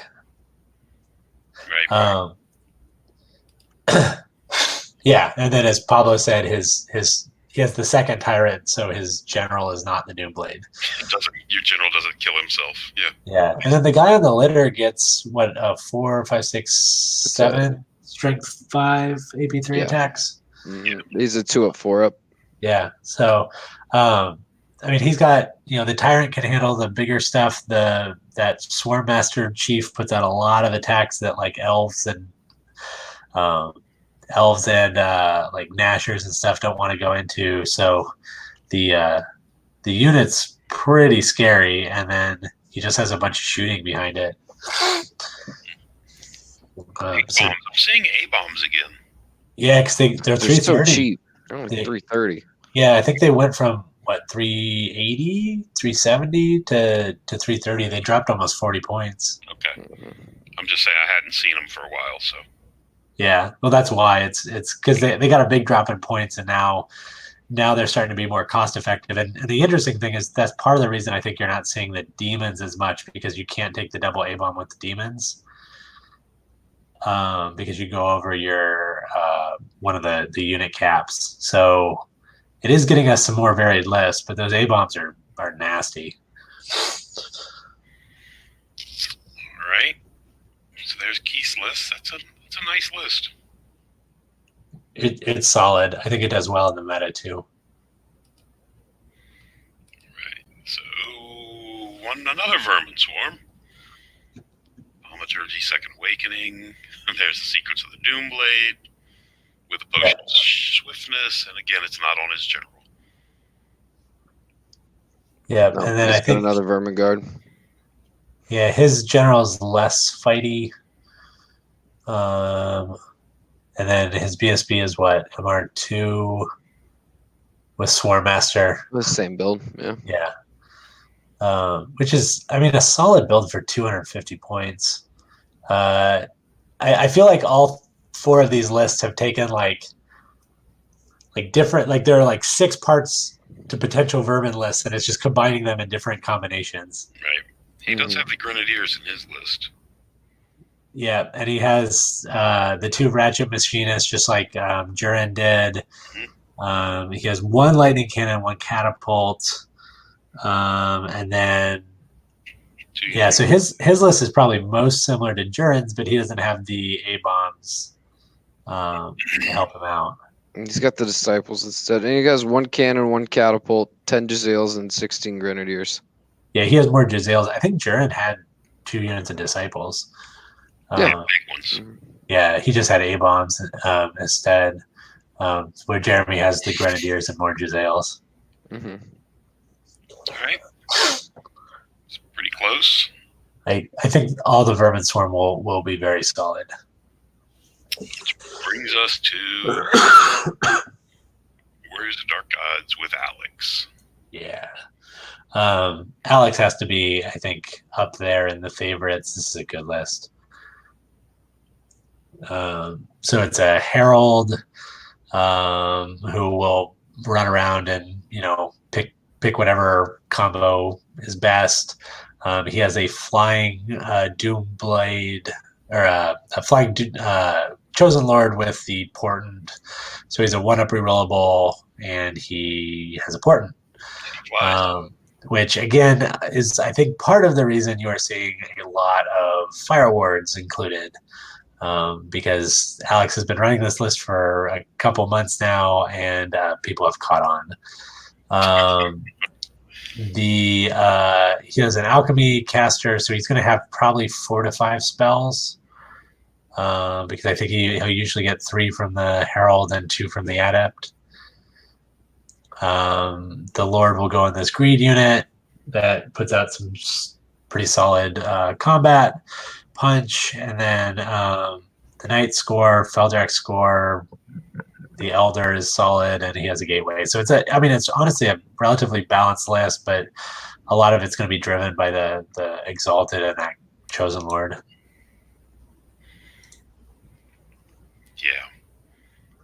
Yeah. Just watch the Herald when he runs up towards a portal. Yeah, I mean I've seen it catch people out. The Herald slipping through a portal. Oh.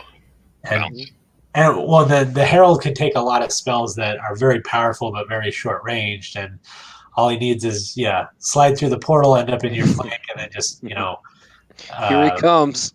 Here's the Grave Calls, or their hereditary. He's got a lot of high strength, or the possibility for a lot of high strength missiles, which can be nasty. And then again, it's just with the portals, if he doesn't want you to catch him, he can bounce around the map, and it's just a pain.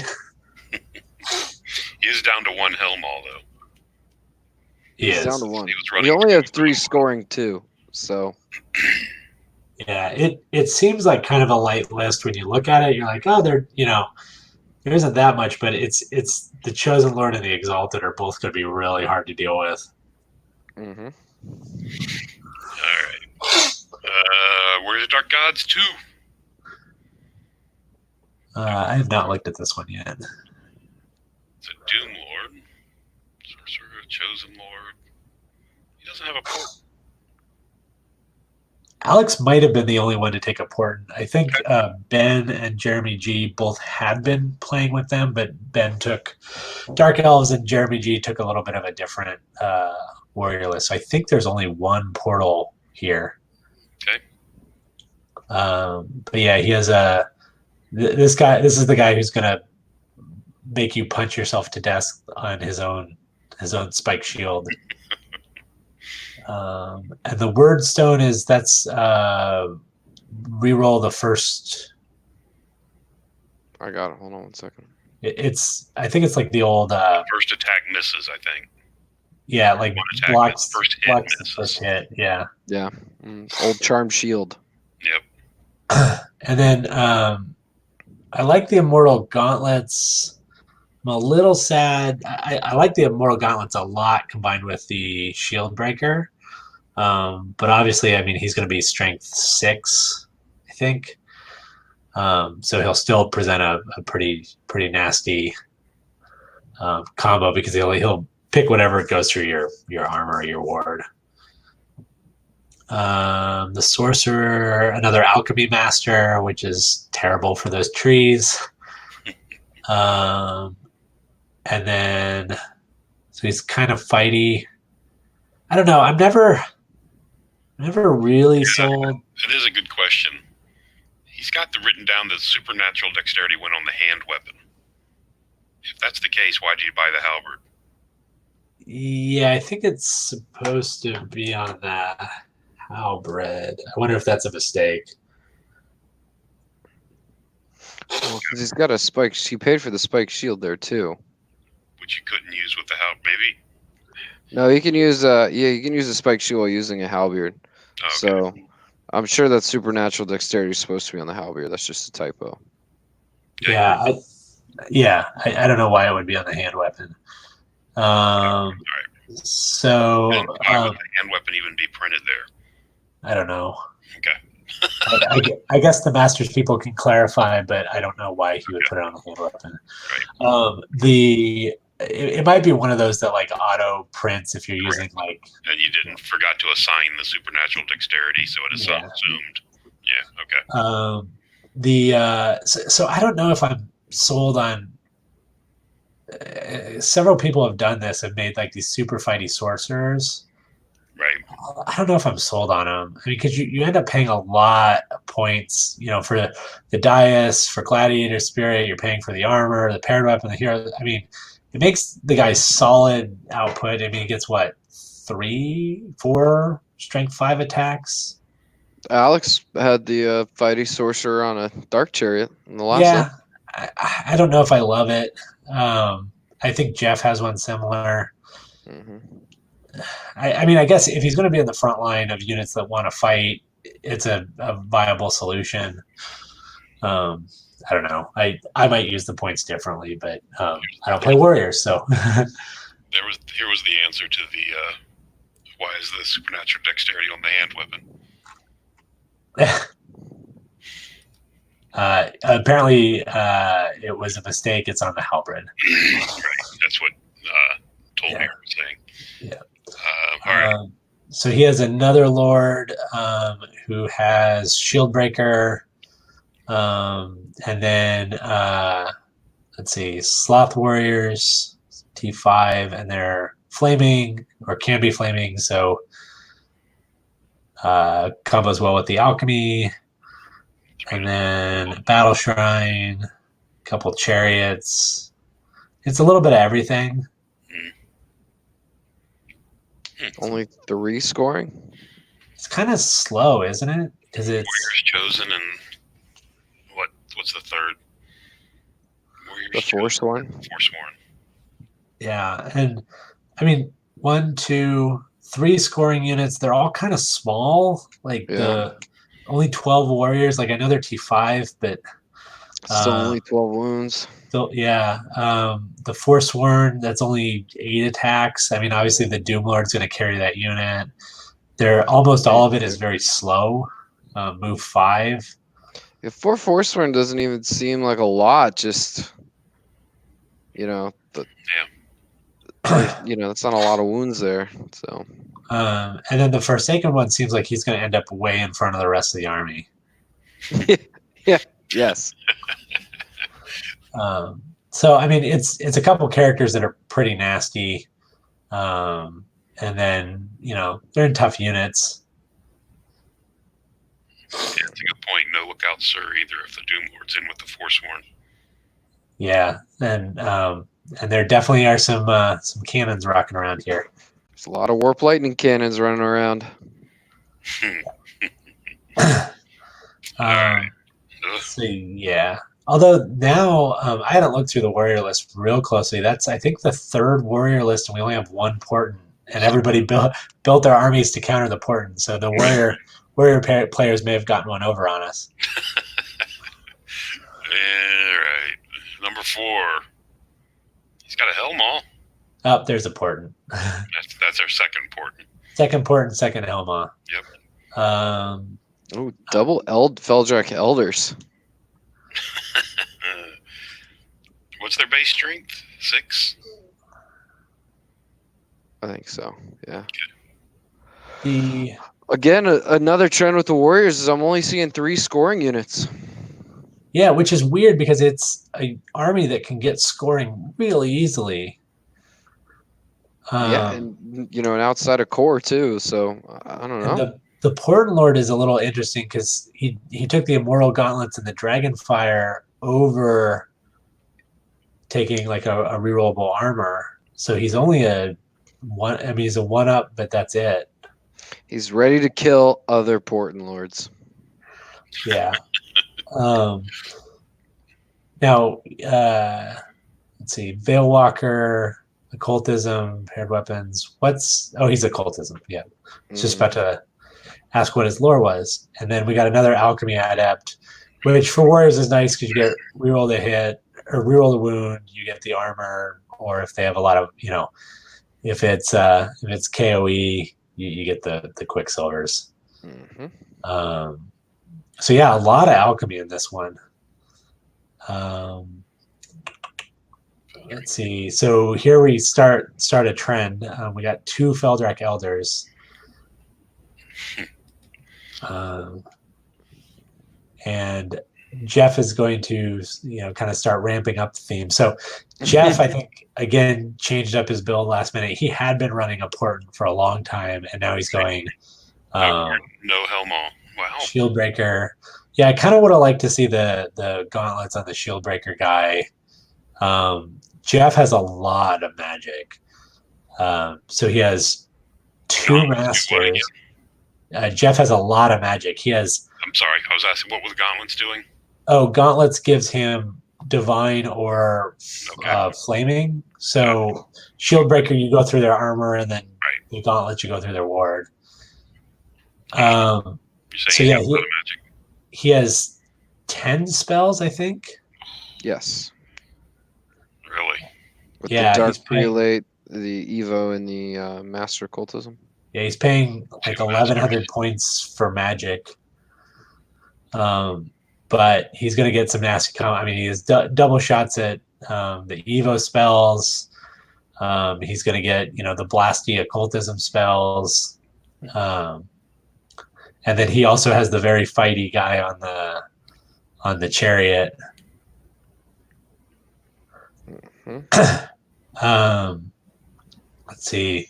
So he has the Warrior Knights don't say, but I think it's 5. That's 5, yeah. Yeah. He's got the double Feldrak units. Yeah. And the Feldraks are also an interesting call because the again, with all the alchemy rocking around, it doesn't do as much against them. I mean, at least the 1 and 2 spells don't. Mm-hmm. He took the Banner of Discipline on the Feldraks really just to protect them from the terror checks. I don't know. That's and panic. Remember, they can panic. Yeah, I mean that's true.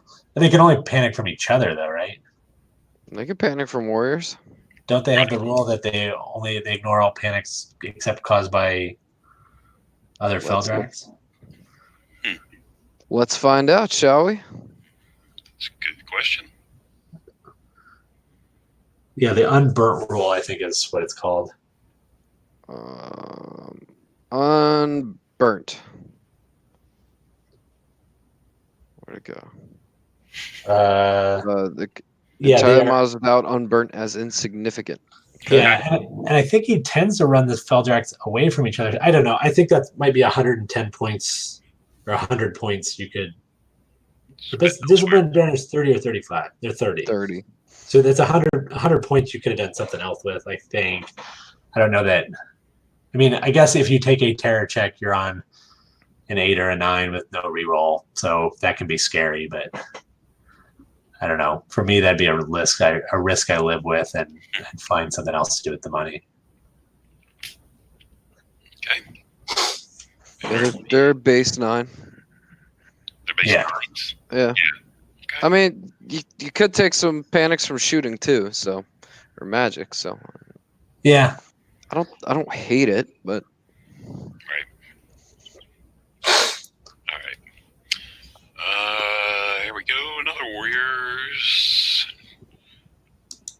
The triple Feldrak, Elder / Ancestor. Yes, I like this list a lot. And so do I.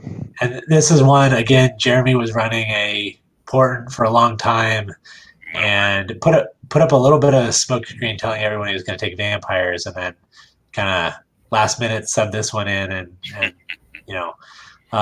But again, I think it's a very nice list in the meta when everybody's taking alchemy and fire stuff. He doesn't take the Portent, he takes the elders that reroll. So he has 5 single models that are pretty beefy. And then the warriors are lust, so they can flee a charge, and then they get feign flight. So he's almost going to use those warriors just as chaff. He's going to shove them up, and if he doesn't want to take the charge, he'll flee, rally minimized, and be back where he started, the next turn. Mm-hmm. But the big threat is the triple Feldrak plus an Exalted and a guy on a Chimera running around. I mean, it's a lot of stuff, and it's real fast, and I hope you can deal with single models. The Vermin Swarm players are probably not super scared of it, but I think a lot of the other guys should be, because the other thing is he knows the trick where you can you put the single model near the corner of a unit, and you can only let them get a rank or two to fight you. And yeah, you can get a lot of mileage out of that. So his only magic is coming from the Exalted Hero? The Battle Shrine too. Yeah, so he has 4 spells, I think. But then he's also going to get, his Herald will probably take, the 2 or 3 really high cast spells. And then with the Ledger, he's going to try to pick up a bunch of Veil tokens with the Warriors. And then, basically he's going to be like, here's, 4 dice, 4 dice, 4 dice. Oh, okay. Yeah, he's probably going to pick up, he's probably going to be Sorcerer Immortal, like guaranteed on that. So he'll have 4 spells, which I don't think that is that light on magic. Okay. Especially with the tricks Warriors can do. Yeah, Right, and he's got a lot of 5th Warrior Army and only 2 Portents and 2 Portals. Yeah. Okay. All right. Hey, look, it's another Warriors. This is a Barbarians list, not a Warriors list. I think Micah has been playing a lot of Asklanders, and they're not allowed in Masters, so he basically made a Warrior version of that. Okay. So he has a Chief on a dais with Hey guys, I got to run. Sorry to cut it off, but I got to go into the airport. All right, Joe, I think this is our last one. All right, I'll talk to you guys later. All right. So he has, I think, 4 attacks with AP10. He has the guy on the Behemoth. Right. So he has 4 big models because he has double Forsaken ones, a giant, and then this Behemoth guy. And then he has another wizard that's very fighty. I like the skinning lash on the flayers. It's not bad. They're It's a nice buy attack. Yeah, they're a nice little unit for 200 for points. 185. They put out a little bit of damage, and they're fast cav, and their move I think 10. So a lot of chaff. The double Forsaken ones. Okay. And I'm then not beefed up wizard again. Yeah, I'm not super sold on the Barbarians. I like the unit with the great weapons because they're for 470. You're getting almost 40 great weapons. Right. I almost would have liked him to see just keep great weapons or shields everywhere. Like, I don't know if I love the paired weapon unit. He has 4 scoring. He has 4 scoring. 3 barbarians and then the barbarian cav. Yeah. So it's a different list. I'm curious to see how it does. He's stayed away from the typical build. I think there's an interesting play between the meta counter meta, because coming into it everybody knew there's going to be a lot of warriors, Right. 4 of the 6 warrior players typically took portents, and Ben was playing a portent, who ended up not taking warriors. So everybody geared up for portents, and then Then they're not there. 4 of the 6 of them decided, no, I'm not going to do that. And so you have this meta where everybody's ready for portents, and there are only 2. Yeah. This is an interesting list. This is completely different than the other ones. Yeah, he's got a lot of bodies. Yeah, squishy bodies though. Yeah, I mean, yeah. A lot of this army's going to disappear quickly if Joel starts shooting at it. Yeah, he probably doesn't want to see Joel line up across from him. Yep. All right, I think, was that our last one? That was our last one. Wow. All right, so we almost got it in time to keep Joe around, but... All right, so Gene, do you have some favorites of the list you saw? Who do you like? The favorites? You want lists? What do we got? I don't. Sure. I don't like the Warriors lists. I mean, they're Warriors lists. I mean, there's nothing. What is the different list that really stands out as being different from what you're used to seeing? I think Micah's list is very different. The last one we saw, the Barbarians. I think Chris's list is kind of different. I think Phil's list is kind of different. I think, let's see. I'm trying to remember. Nate and James have different style orcs, but I mean, I know James has been running it for something similar for a while. Right. You just get some variety within the army. Joel's list is kind of different. Habib's list is different. I feel like all the unique lists were early on, and then they got a little more what you expect later. This is the list that kind of intrigues me. Yeah, just all the shots. Yes. It's a ton of shots. Again, he's going to find some matchups where they can't deal with this, and he has very flexible movement. I think he's probably going to end up running into, because like Chris's list could give him a lot of trouble because the cannons don't multi-wound one of the guys. Right. And unfortunately the shooting, he's at best AP2 with most of the shots, and so it's dicey whether he actually gets the wounds through. Right. I mean, he has the chance to spike on Chris, and he could go up big, but it also could be that Chris shrugs off a round of shooting and is into him. I think he'll have some trouble with the Pyromasters. He might have some trouble with the Warriors. It's a lot of AP2 though. Yeah. Well, the interesting one is the Rangers have against beasts get I think it's lethal strike. Do they? Yeah. In a lot of cases it doesn't matter because a lot of the beasts out there don't. I got it here. A lot of the beasts out there don't have armor, but I think Feldrax are beasts. Where are they? Of course, all demons are beasts, or almost all. Yeah, they get lethal strike against beasts, but the demons don't have armor, so unless you're fighting like a Hope Harvester. Right. But yeah, I think Feldrax, are beasts. They might be cavalry. Check. Yeah, they're beasts. So great for going through Feldrax, of which there are several. Also kind of intrigued with this one, with the dark hide everywhere.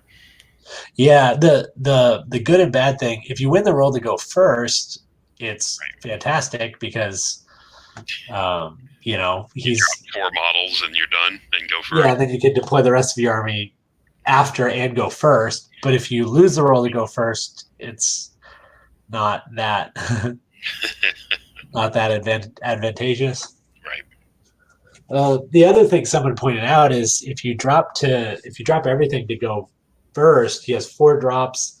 The other person has a chance to steal the initiative from you.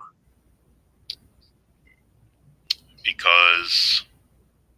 Well, I guess it depends on how many models you have left. What do you mean? Oh, because actually, I guess he has the chance to steal. He has the chance to steal. Yeah, sorry, Right. said that the wrong way. Yeah, so if you drop for first, you're +4. You're +4, so he has a 1/3 chance to take the first turn. And he wins ties. Yeah, well, that's why it's a third. Oh, okay. Or no, it's less than that actually. But he has a non-insignificant chance. Correct. It can happen. Yeah. Which would just stink.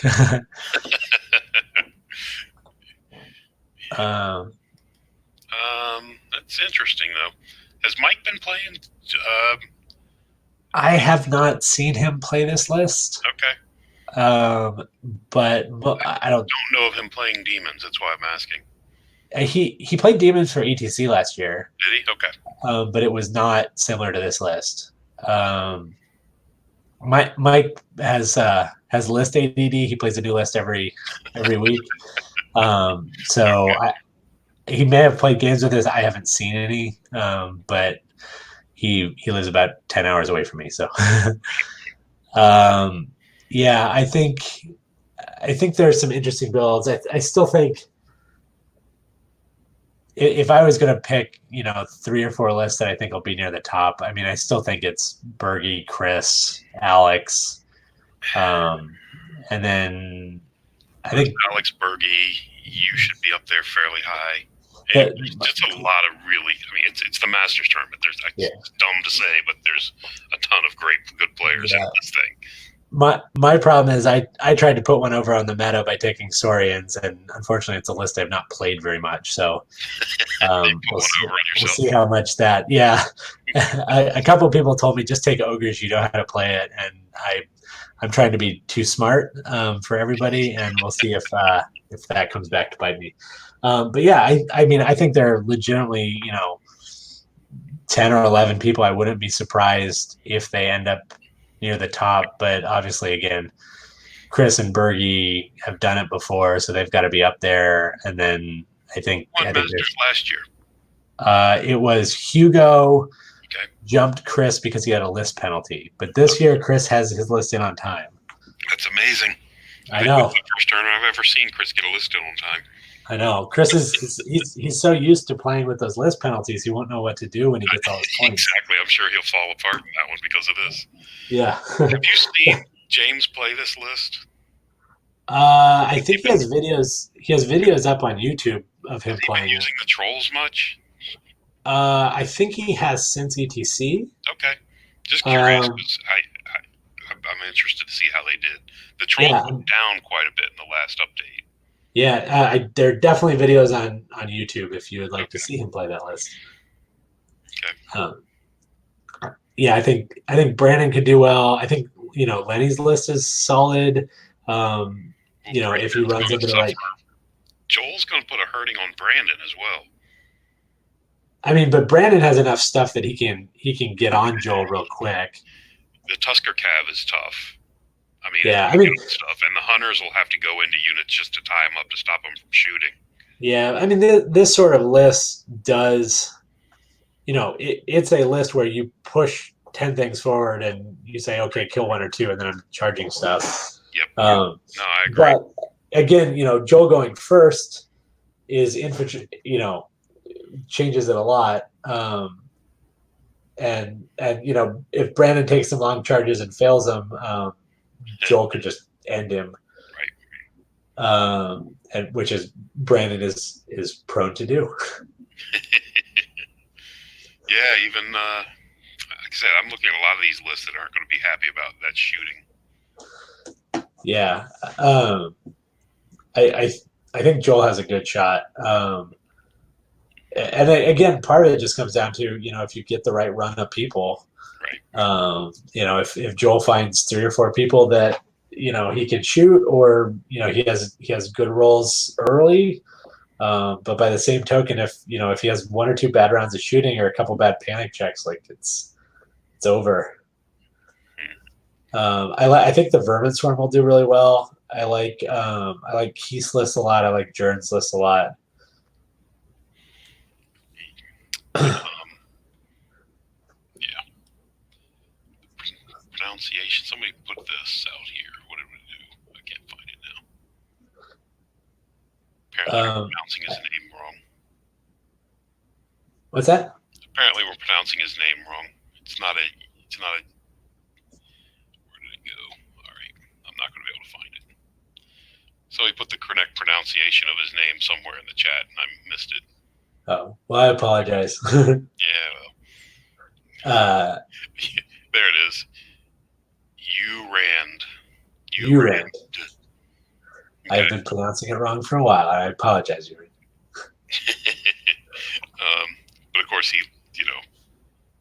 was out there as well and posted that. So, all right. Okay. Yeah, I think the Vermin Swarm will do well because I think a lot of people took Alchemy, and 3 of the 4 Vermin lists, maybe even all 4 of them, are pretty immune to Alchemy.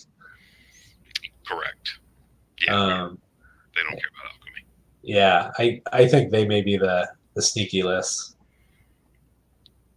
Yeah, like I said, A-bomb's back. It's interesting. The A-bombs don't care about it. The cannons, there are lots of good cannon targets. The Dreadmills care a little bit.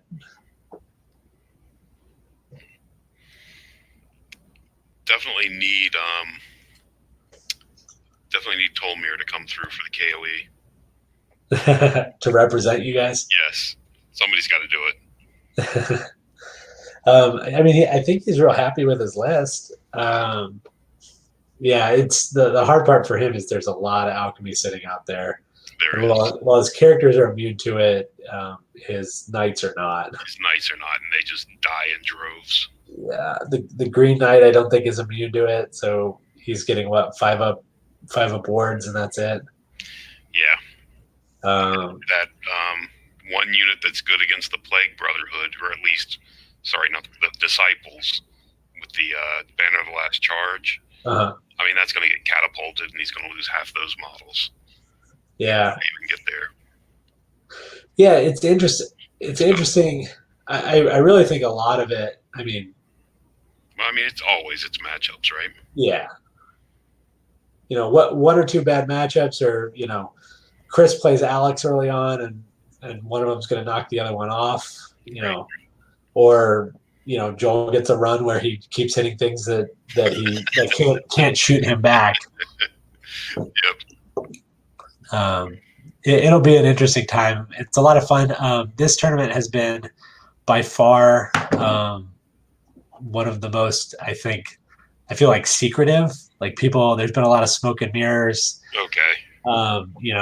Lenny and Jeremy were telling people they were going to take different lists, or were very tight-lipped. I obviously switched an army at the last minute that I only think a couple people knew about. Okay. I think there's been a lot of smoke and mirrors, which has kind of been fun. I'd be annoyed if all the tournaments were like this, because then nobody would talk about their list. But it's kind of fun to have one of them where everybody's trying to get one over, or sit down and predict what the meta is going to be, and build your list based on what you think it's going to be. Oh yeah. That's partly why I took Saurians, is because I thought there were some good counters in that list to what we were likely to see. And I think in some ways I was right. In some ways I think I maybe missed the boat. So yeah, the alchemy doesn't bode well for your cowboys either, though, does it? Well, one of them, that's specifically why I changed the list a little bit to put a fire word on one of them. Okay. But it's not great for Stegodons. But I'm also real glad I took Pyro, because we got Joel and the Vermin Swarms that are running around, that I think that'll be a great answer too. Right. So we'll see. Right. Should be fun. Like I said, as long as the weather Well, and Gene, should we be reviewing your list? Because you're in the play-in, and I assume you're going to make it. No, there's a lot of good players in there. I honestly like. I think there are one or two that if they make it from the play-in, which is a little dicey on 3 games, but It is. could end up relatively high at the Masters. I know Travis has a nasty demon list. Stottle's a good player. Mike Maddox is a good player. Yeah, there's a lot of them down there. You beat Bergie last year. That's my claim to fame now. Yes, I had one good game. No. So everybody should go back in Gene's channel and watch that game and tell Bergie about it. It's true. Keep that in mind. And then you can go back and listen to the comments of my game 5 from Strength in Numbers, where Bergie cheated me with the unpainted army. Oh. Some one unpainted model out of hundreds just came charging out of the unit at me. Like I know which one's which if they're not painted. My only goal for this whole Masters is I want to play Jeremy Schweitzer and make Jeremy cry again. Make him cry? We played game 5 last year, and Jeremy had a very sad face afterwards. Did he really? I would like that. I would like that tradition to continue. He's one of the nicest guys there. What are you doing? It makes it all the sweeter when he's sad. Also, he's been smack talking a lot. Oh, has he? And I'm gonna laugh when his Doomblade is dead turn 3. I think Schweitzer is the one who really brought back the Doomblade, isn't he? Oh, he was using it even before it was cool. So right. I think that's his baby. I'd be disappointed if he didn't have a Doomblade. I told Schweitzer and Keith they need to keep track of whose Doomblade can kill more. They do. I placed even the Vermin Swarm player in our guy played the Doomblade once against me. Of course, killed my character with it, but he did 15 wounds to me. It was pretty awesome. I'll tell you, I specifically took a Cayman skink unit because of some of the Doomblades running around, because characters can only attack the Cayman, or rather, units can only attack the Cayman if they have the swirling melee rule, correct, which characters do not. So characters can't target your Cayman. Yeah, so he can kill as many pairing skinks as he wants, and then I'm going to kill him with Caymans. And he's got 4 attacks, so that's going to be 4 skinks. It'll be 2 hits because I get parry. Oh, that's a good point. Yeah, so he'll kill 2 skinks. I will kill him, and I'm not even afraid because I'm telling you this now, Jeremy. It is going to happen. Well, because of the battle I had with Guy, I gave my lord the Black Knight's tabard. So so he can come back. He can't kill me. He can only bring me down to 1 wound, and then I can kill him. See, Gene, you gotta make it through that plan. We'll see if it works. We need more KOE in the final. Yeah, we'll see what happens. With all that alchemy magic. I did make the play-in last year, and I got through it. Yeah, you got this. Easy. You have the experience. There we go. Everybody else will crumble under the pressure. That's what it is. Yeah. I haven't even looked at the lists that are in this Desperado tournament. So I'll have to take a look at those on the way up. I'm hoping to get there kind of midday Friday, and then hopefully I can sit there and bother you while you're trying to play. Thanks. Come over and taunt me while I'm losing, all right? I'm just going to sit there and sigh heavily every time you make a move. Regardless of whether it's a good move or a bad news, I'll just shake my head and go, oh, Gene. Just walk away and say, I can't watch this. Yeah, regardless. Yeah. It might be the best move I've ever seen. I'll be like, oh, Gene. Exactly. Yeah, that's why I like you, Ryan, because you're a nice guy. All right, well, let's wrap it up. Right. Thanks for doing it with me. Thanks to Joe, and guess I'll see you guys see you next week. Joe's not going. Yeah, I'll see everybody else at Masters too. It should be a good time. Yep, and to everybody who's going to be there, I'll see you there. Talk to you later.